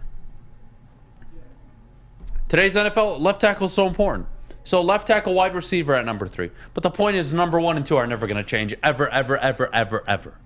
It'll never change. Even when running backs were running for 14, 15, 1,600 yards. And that's how you got to the playoffs. It didn't matter. Never change. So yeah. Kyle Hamilton may be a very good player. Jamal Adams was all-pro 2 of his first 3 years. How'd that work for the Jets? Oh, well, it's different, Adam. It's always different, guys. I know. It's always different when you want it to be different. You just never look at it realistically. We're going to take a quick break. When we get back, Sean Murphy joins the Morning Woodward Show. Hey-o. We got to talk some Pistons. The season is over. Cade Cunningham should be the Rookie of the Year. I'm not sure if he will be. But, Maddie, before we go, could you tell everybody about the premier drink down at the LCA? Yes, I can. Cintron World is an aspirational lifestyle beverage brand with a line of sparkling, flavored energy beverages, premium bottled water, and Revitalizer shots. Cintron is the official energy drink of the Red Wings, proud partners with the Detroit Pistons, and exclusively served at Little Caesars Arena. If you're looking for premium ingredients, long-lasting energy, balanced hydration, essential vitamins, and of course, great taste, look no further than Cintron. Buy online at cintronworld.com with promo code RedWings10. Drink it, live it with Cintron. Hi, I'm Cade Cunningham. Working with Hall Financial to purchase my first home was easier than I could have ever imagined. They treated me like family from start to finish. Find out for yourself at callhallfirst.com. The official sticker partner of Woodward Sports. When it comes to stickers and signage, think Sticker Genius. We support this local Detroit business, and we are excited to show you our latest project, the Planet Fitness Studio from Sticker Genius. If you need custom stickers, wall graphics, window graphics, and plenty more, reach out to our friends at Sticker Genius. We at Woodward Sports couldn't be any happier with the service they provided us. They were quick, easy to deal with, and super professional. Head to stickergenius.com today. 3 NBA championships. Detroit fans were there. 11 Stanley Cups. Detroit fans were there. 4 World Series wins. Detroit fans were there. And that one Lions playoff win in 1991. Yeah, Detroit fans were there. Woodward Sports, where the fans are. It is a 9:29 a.m., but it's never too early for some wings. Get your fresh, juicy, hormone-free chicken from Wing Snob. It has the best traditional wings. Try out their signature sauces, Jamaican jerk, or lemon pepper. Their wings are tossed to perfection in any sauce that you may pick. When the wings are this good, it's okay to be a snob. Order online at wingsnob.com. Wing Snob, we just have better wings. Wings! All right, we got a guest joining us this morning. We do, from and I'm the nervous. castle. Oh, the great castle. What up, Sean? Good morning, Sean. Maddie, Adam, Fish. Good morning, everybody. Sean, we gotta do something about this. Uh-oh. I think About what? we're gonna you buy you a reaching backdrop. Or you got to zoom in that damn camera. I'm not trying to see your cat in the background. Hey, man. My cat's pretty cool. That's all I'm saying. We do got to do a little bit something about the backdrop. Listen, I gotta text figure me out after the show, and we're gonna hook you up with a goddamn backdrop. You can keep your green screen. I know you use it for all your videos, but I'm gonna send you a background of me and cocaine. Wow. And that's gonna be your background moving forward whenever you're joining the show. Is that cool? You know what? Honestly, I was going to ask you if that was something you'd be willing to send me, but I'm just glad that I didn't even have to ask. You knew that's what needed to happen. So, yeah, we'll absolutely get that up there afterwards. If maybe like one of those big fat heads on my wall. Absolutely. Like right above my bed. I think that'd be We'll get you a Kyle Hamilton and Scotty Barnes fat hat for you. How about that? All right, Sean, thanks so much for joining us this morning. Let's start it. Pistons season is over. Give me an early takeaway from the season. I thought it was a fantastic tank job by the Detroit Pistons this year. I thought they did very well. I believe Cade Cunningham's the Rookie of the Year, but I guess I'm wrong. Yeah, overall, I would say, first of all, a very up and down season for the Detroit Pistons. Obviously ended with a lot more ups towards the end. As you said, the beautiful, marvelous tank job to go out and do well enough after the All-Star break to give us a lot of reasons to be optimistic, but not well enough to get us out of that top 3 lottery odds as well. So May 14th is going to be a huge day for the Detroit Pistons. That will be when we figure out where we'll get to draft. And then obviously with Cade Cunningham, you know, the 10th rookie ever to average 17, 7 to 7, and in the elite names of Oscar Robertson, Michael Jordan, up there with some of the best rookies that have ever played the game. So statistically, Cade Cunningham had one of the best rookie seasons ever, and if he doesn't win the award, it would be one of the biggest robberies of the award I think we have ever seen. And then on top of that, now we get to go add another top caliber player to this team as well. There might not be just one wing snob in Detroit anymore, because we're gonna be a snob for those wings when it comes to that draft lottery. So lots to look forward to, that's for sure. So, well, speaking of looking forward to whatever the Pistons have in store for us, what are your main takeaways, your main things that you're looking forward when it comes to going into next season? Yeah, for sure. I think the biggest thing is the fact that our days of tanking are over. I would expect that next season the conversation isn't going to be about how our players are developing, but rather we are going to try to win games, and we are going to do everything that we can to be in that play-in tournament, in that play-in game. So now we've had we've seen throughout the season, we've seen Troy Weaver and Dwayne Casey be patient with a lot of these guys, with Killian, with Hamidou. But now going into this offseason, going into next season too, it's really going to be the competition's only going to get slimmer and slimmer, and those minutes are only going to be harder and harder to come by. So as we go into next season, really the expectations are going to start to change for the Pistons. All right, fair enough. Sean, what do they do in the draft? And what player are you rooting for them to get?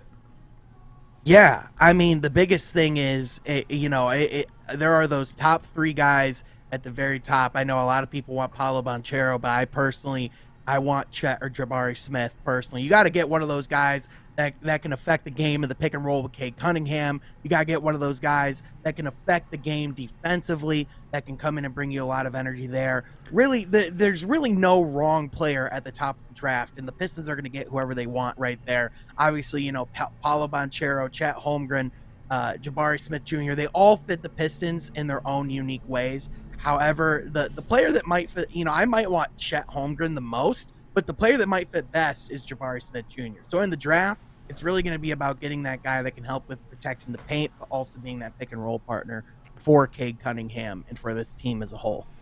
Well, we're going to have to see where the Pistons fall. They could fall to 7. They could go all the way up to 1. Who knows? It's going to be difficult. I don't think the Pistons should rely on where they're selecting this year, because it is a crapshoot. Yeah. Hell, nobody expected them to get the number 1 overall pick last year, so who knows if luck is in their favor again this year. We probably have to call Ben Wallace, and hopefully he can get us the number 1 overall pick again. But realistically, let's say they are picking at 3, okay? Mm-hmm. I would argue Jabari Smith goes off the board first. I think he's that guy. He's not gonna get down to 3. He's not falling to 3. I think of the prospects, a guy that could fall to 3 is Paolo Banchero or Chet Holmgren. possibly Jaden Ivey. I'm not the biggest fan, but that's regardless of the point. Who are you taking at 3 that's the best fit for this basketball team and you believe has the highest ceiling? Yeah, in my personal opinion, if Chet Holmgren's on the board, if Chet and Paolo are still on the board, I'm taking Chet Holmgren because of the fact that his defensive game is not a question. You know that he can play on both ends of the court. He shot 70% from inside the interior in college. He shot 50% from the field, 40% from beyond the arc. The guy is absolutely special. I think Chet has the highest ceiling of anyone. I also really like Paolo Banchero as well. He might have the best offensive game of anybody that would come into the league. However, I do have questions about his mental approach to the game, specifically on the defensive end. I mean, answer me this, Adam. Where the hell was Paolo Banchero before March? I mean, the guy was playing at Duke. He was playing in key games. I couldn't tell you almost anything that he did before then. So for me, I don't want another player like Andre Drummond where we have to question if he's going to go out there every single night and if he's there ready to compete and doing the things that it takes for this team to win. So really, I don't think you can go wrong with any of those top guys. But personally, I think if he's available, I think Chet Holmgren is the guy. All right, looking ahead to free agency, is there a player you're interested in putting in an offer for? Obviously, everybody talks about restricted free agent Miles Bridges.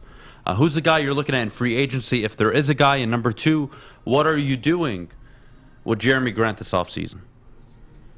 Yeah, most definitely. So I think free agency, if there's a guy that you can somehow get your hands on and throw out an offer sheet to, I think a guy like DeAndre Ayton out of Phoenix is someone that's special and has been really, really big as far as what they've been doing winning-wise. Now, it's a question of whether or not you want to throw max dollars to a guy like DeAndre Ayton in the modern NBA with the fact that the big man isn't really necessarily at the center of what you're doing.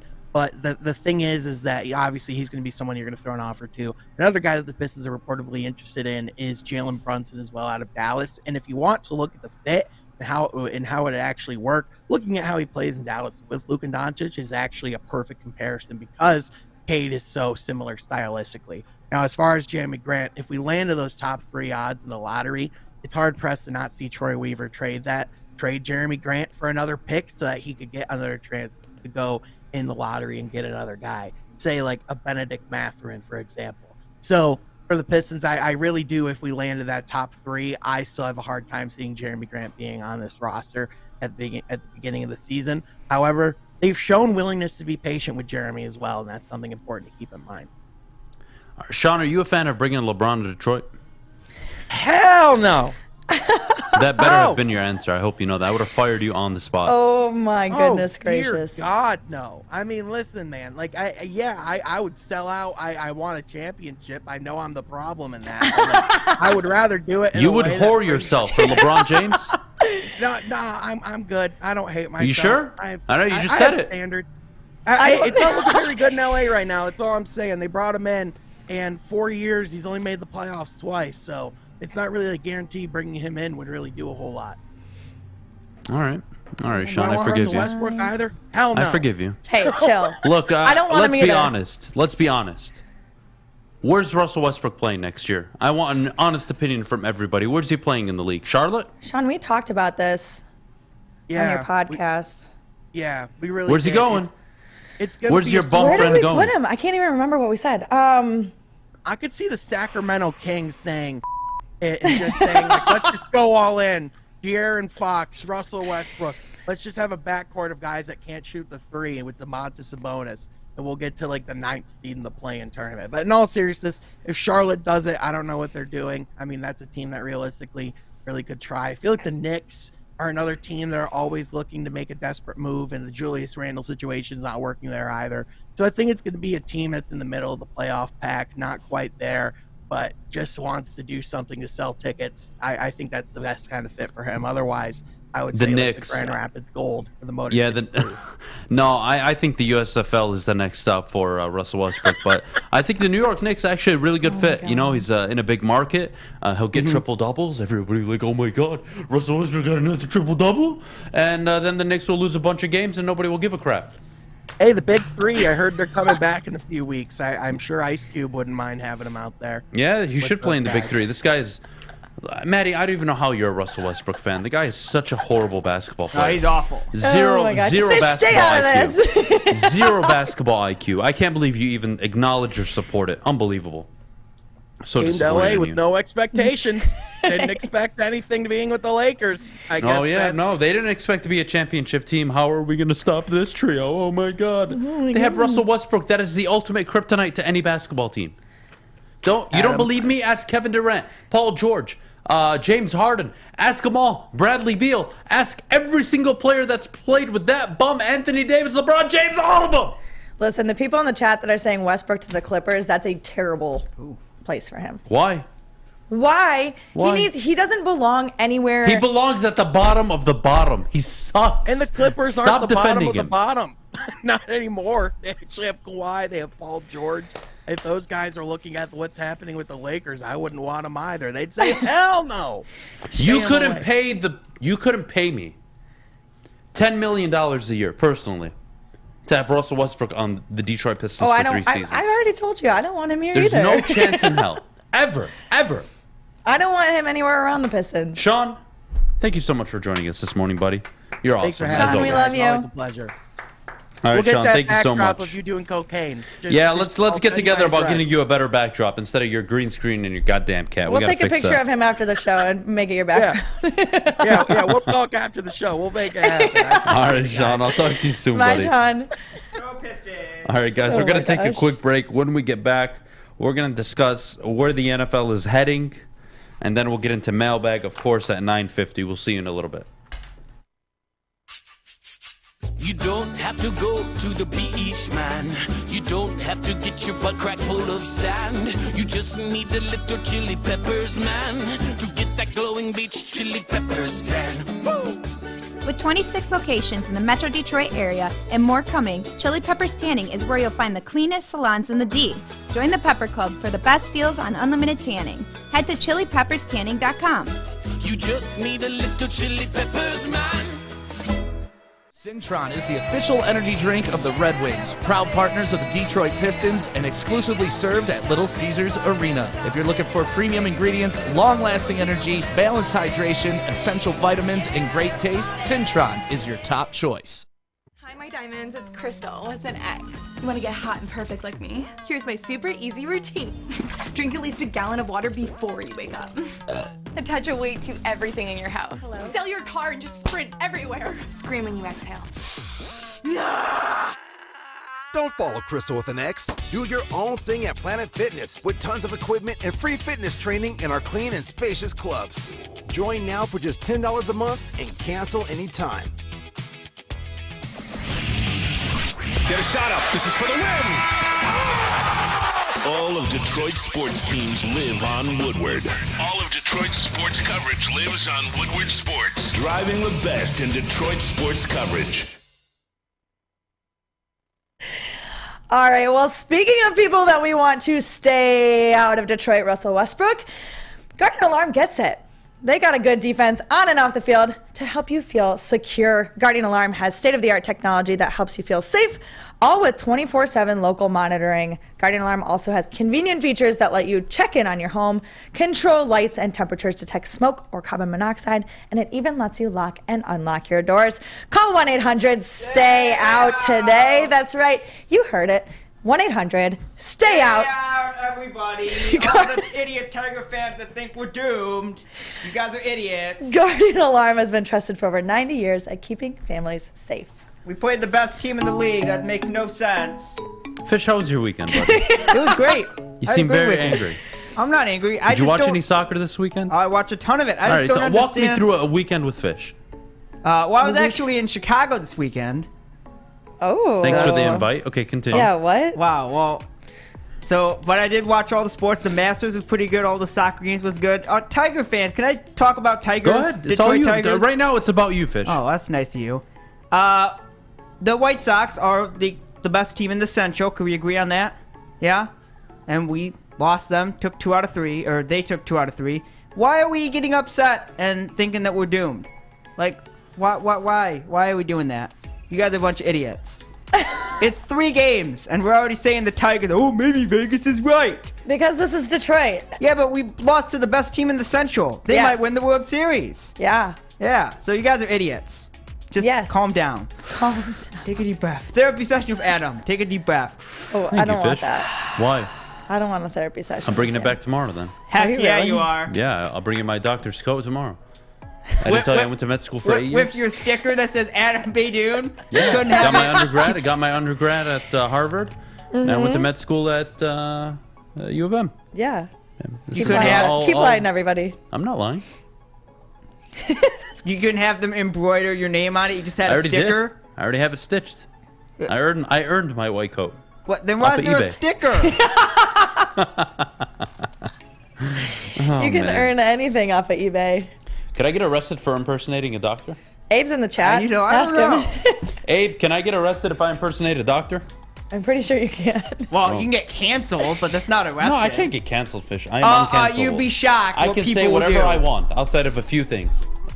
I can't get canceled. There's no chance in hell. Ask the Twitter world about that. They'll have some words That's for you. for the Twitter world. I don't care. I know I you don't don't. care. I know you don't, but there's I people don't that care. do. I know. They could come at I me know. with the hippos could come charging Oh, with no. a stampede at me. You Doesn't- did doesn't this, matter. Fish. You did Doesn't this. matter. Nothing. Nothing. Nothing. Okay, that's fine. Zero. This song has been playing for so long. What is it? What is it called? I thought this was Taylor Swift. Keep in the bleeding. background. Bleed in love. Keep bleeding. Oh, who's the chick? I don't know. I got it. This is a great Leona Lewis. segue. Ah. That's what it is. It's an old That's song. the one. It is an old song. It's distracting me. It's not our song, though. So sports. Fish, I'm gonna kick you in the face. I've been waiting for like a year and a half. I can't do it though. I don't have the heart. Well, that's nice of you, actually. Yeah. That's I nice. can't. I can't do it. That's Like nice. fake news, or What do you mean? like you can't actually. I do it? actually can't. It's impossible for me. Wow. Believe me, I've wanted to. There's like Oh, days where I I, know show up that. to work, like this is the day. I'm gonna walk into that booth, and I'm just gonna ram his head into the glass window. Oof. I never do it. Impossible. Can't do it. Won't do it. Anybody else works in that booth? Probably dead by now. Flannel Fish? Sam? Yeah, Never. Flannel Sam. Uh-oh. Flannel Sam probably dead. Oh boy. Really? Yeah. Flannel Wow. Sam is probably like the nicest human ever. I know. This, Why is everybody that works in that booth like the nicest? I don't know why. humans? Literally, the nicest people that work here at Woodward Sports booth, though. stand in that booth. That booth, the video operator booth, is home to some of the most drama queen bitches that work at this network. Love you guys. Oh, are you saying Alex is a drama queen? Not Alex so much. Alex gets a pass. Alex Sure, is my boy. that's coming from you. Alex, is coming from Alex you. gets a pass, but the other Alex, take a baseball bat to his head Do soon. you have words for Alex Mayer? Mayor's on and off with me. Okay. Spencer, after Friday, I got some respect for Spencer, but still want to hit him in the baseball with a baseball bat. Okay. A lot of drama queens. I'm Spencer's getting hit with a baseball bat, and so is Alex Mayer. Fletch too. Oh. All three of them. Wow, you're drilling This everyone. Alex, you know what, Alex? Honestly, you get hit in the head too. You annoy the hell out of me sometimes. All the TDs here, you're all getting hit in the head with a baseball bat eventually. Your How day about- will come. I promise you. Look at Spencer. I told him to come sing to us. Oh, come on. Come on. Come sing. We got 2 minutes. Hey, you got 1 minute. American Idol. This is your audition.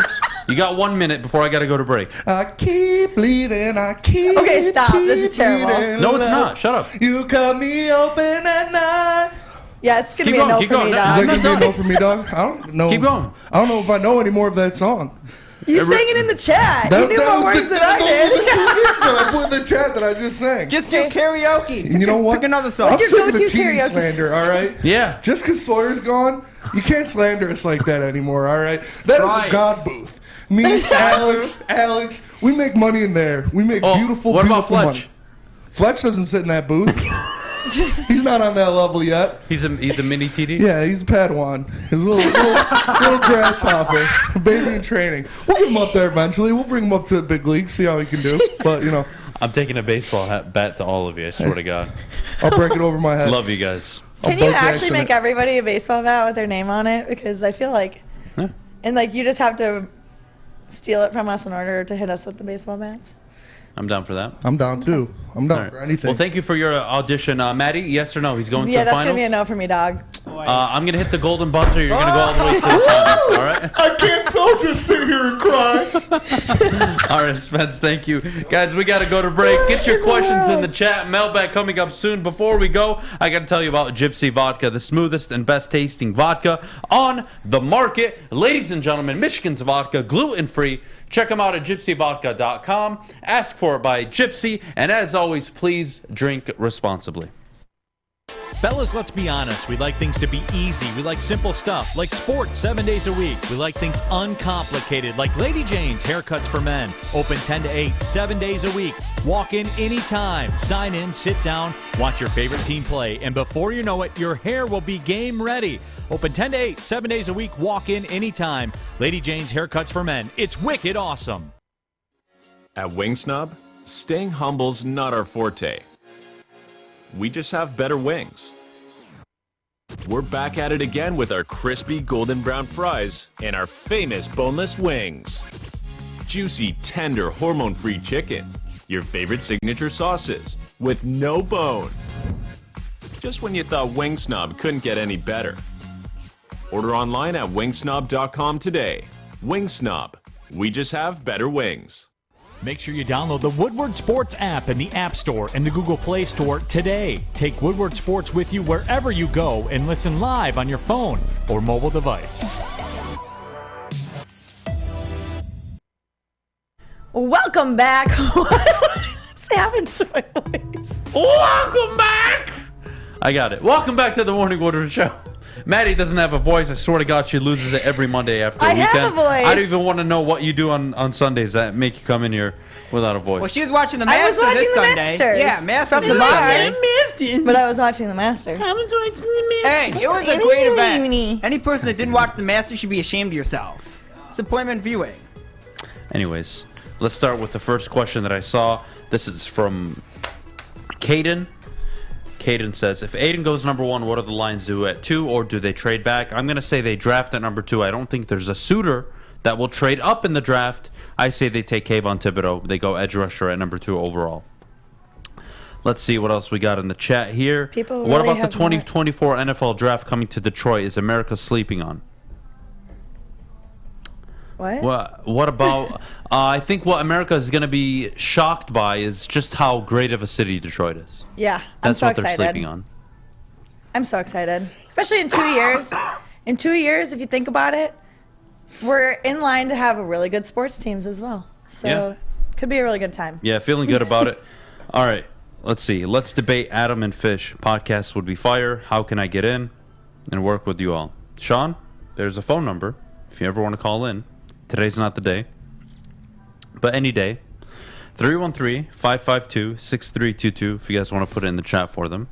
You guys are all more than welcome to call in anytime except right now because it's mailbag time and I'm taking your questions in the chat.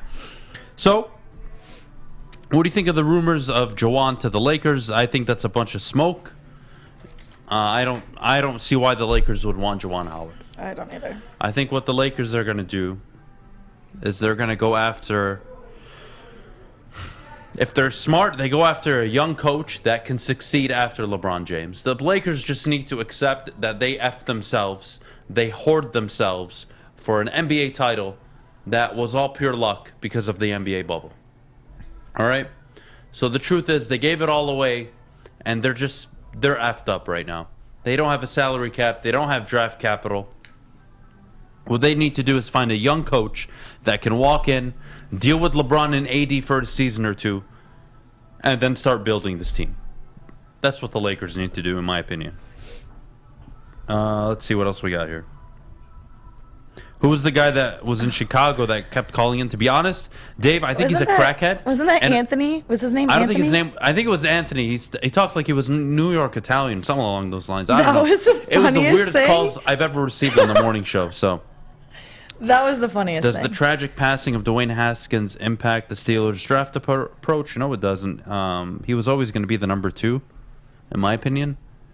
And they were always going to draft a quarterback. But speaking of Dwayne Haskins, that was really sad. Yeah. He ran out of gas, and he was crossing the highway. That's what happened? Yeah. Okay, I mean, it's easy to say in hindsight, but isn't that what AAA is for? Yeah. Oh, I've ran out of gas before. And then just Like call a couple AAA or weeks ago. somebody? I mean, It was I don't 4 know, a.m. It's so sad. I don't even know what to think of it, to be honest with you. He's 25 years old. He's younger than me. I don't know. This is really horrible. It's crazy. If Kyle Hamilton is selected number 2 overall, you guys aren't ready for my reaction because we're going to be live hosting a draft party that night. And I will be one of the people on the panel. And if the Lions take Kyle Hamilton at number 2 overall... I thought you said you're jumping off the Ambassador Bridge. Yeah, I might pull out. I don't know. I don't know what I might do, to be honest. I might kill everybody in the building. And can you throw me over to Canada while you're Allegedly. jumping off the bridge? I might kill everybody that's Just in like the building. Or I might just pull out my gun and shoot the TV. Oh. One of the two. Something's Well, happening. some guy in Turkey already beat you to it, so good luck. Spencer, Adam, can you send the heavyweights to the draft? See, the problem with sending you and Easy to the draft, It's a liability. it's a liability because you're in Vegas. The 2024 NFL draft, you guys are more than welcome to attend. We're going to be there. 2023, we'll see where it's at. I really don't know where it's at. So we'll get to that when it comes. But you and Easy in Vegas, I don't know. With you no call it supervision? content. With I no call it your supervision. horse session. Oh. I don't know if we want to see that. I really don't. I don't know that they would actually make it to the draft. No, they wouldn't. They would be in some hotel with a bunch of hookers, and they would be announcing the draft picks out of their buttholes. I don't know what would be going on. I don't know if I trust Spencer and Easy to go to the NFL draft. Anyways, what other questions do we have? Would you take a Jabo if he Did you falls see- to number Did 32? you see Justin's comment in the chat? I would consider it. Justin, where is he? Adam never pulls out. Love you, Justin. Adam, Trayvon Walker at number 2. Guy was a late first rounder before the combine. Now he's better than Kayvon Thibodeau, question mark. It's like production doesn't matter, tape doesn't matter. Walker is another Flowers. You know what? I do agree, I don't like how far he's jumped up on the board, but I don't think you can deny the intangibles that Trayvon Walker has. I mean, he does have the size, the speed, the athleticism that you want to see in an edge rusher. So I don't blame people for having that opinion, but I'm with you. I think it's Kayvon Thibodeau. I really do. If Aiden Hutchinson goes number 1 overall, who do you want the Lions to take, Walker or Thibodeau? Again, it's going to be tough for me to sell you guys on passing on Kayvon Thibodeau. That's very difficult of me to do. I wouldn't do it if I was the Lions. Let's see what else we got here. After Friday's home opener with Woodward Sports, which personality was the most hungover? I'm going to go Spencer and Maddie for a tie. Wow. I wasn't hungover at all. Yeah, okay. I And I wasn't wasn't. angry when I woke up this morning. Well, you wore your angry red shirt, so you are It was anger you and from Spencer. inside out. Just be honest. Come on, I this was is a not show. hungover. We're all honest with each other here. We don't lie. We all tell each other the truth. We share our personal lives with each other. You were hungover. I was not hungover. And you didn't have a drink that day. Uh, Adam, can Woodward spend the heavyweights to the draft? What does that mean, spend them? Oh, send. Send. Spencer, you keep asking the same question. I'm going to kick you in the dick.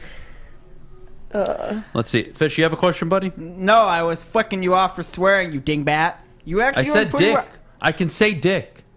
I just can't say suck my... That I can't say.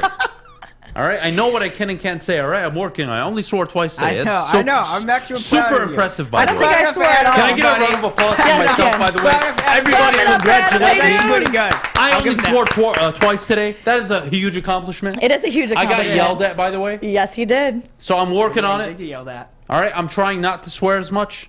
I don't think I swore at all. Adam, how would you feel if the Lions drafted Garrett Wilson? Where, Funky, at number 2? Or number 32? Hookers and cocaine. Drake London at number 2. I'm serious. Would we consider it? I would have considered a wide receiver this year at number 2. The only wide receiver I would have taken was last year, Jamar Chase.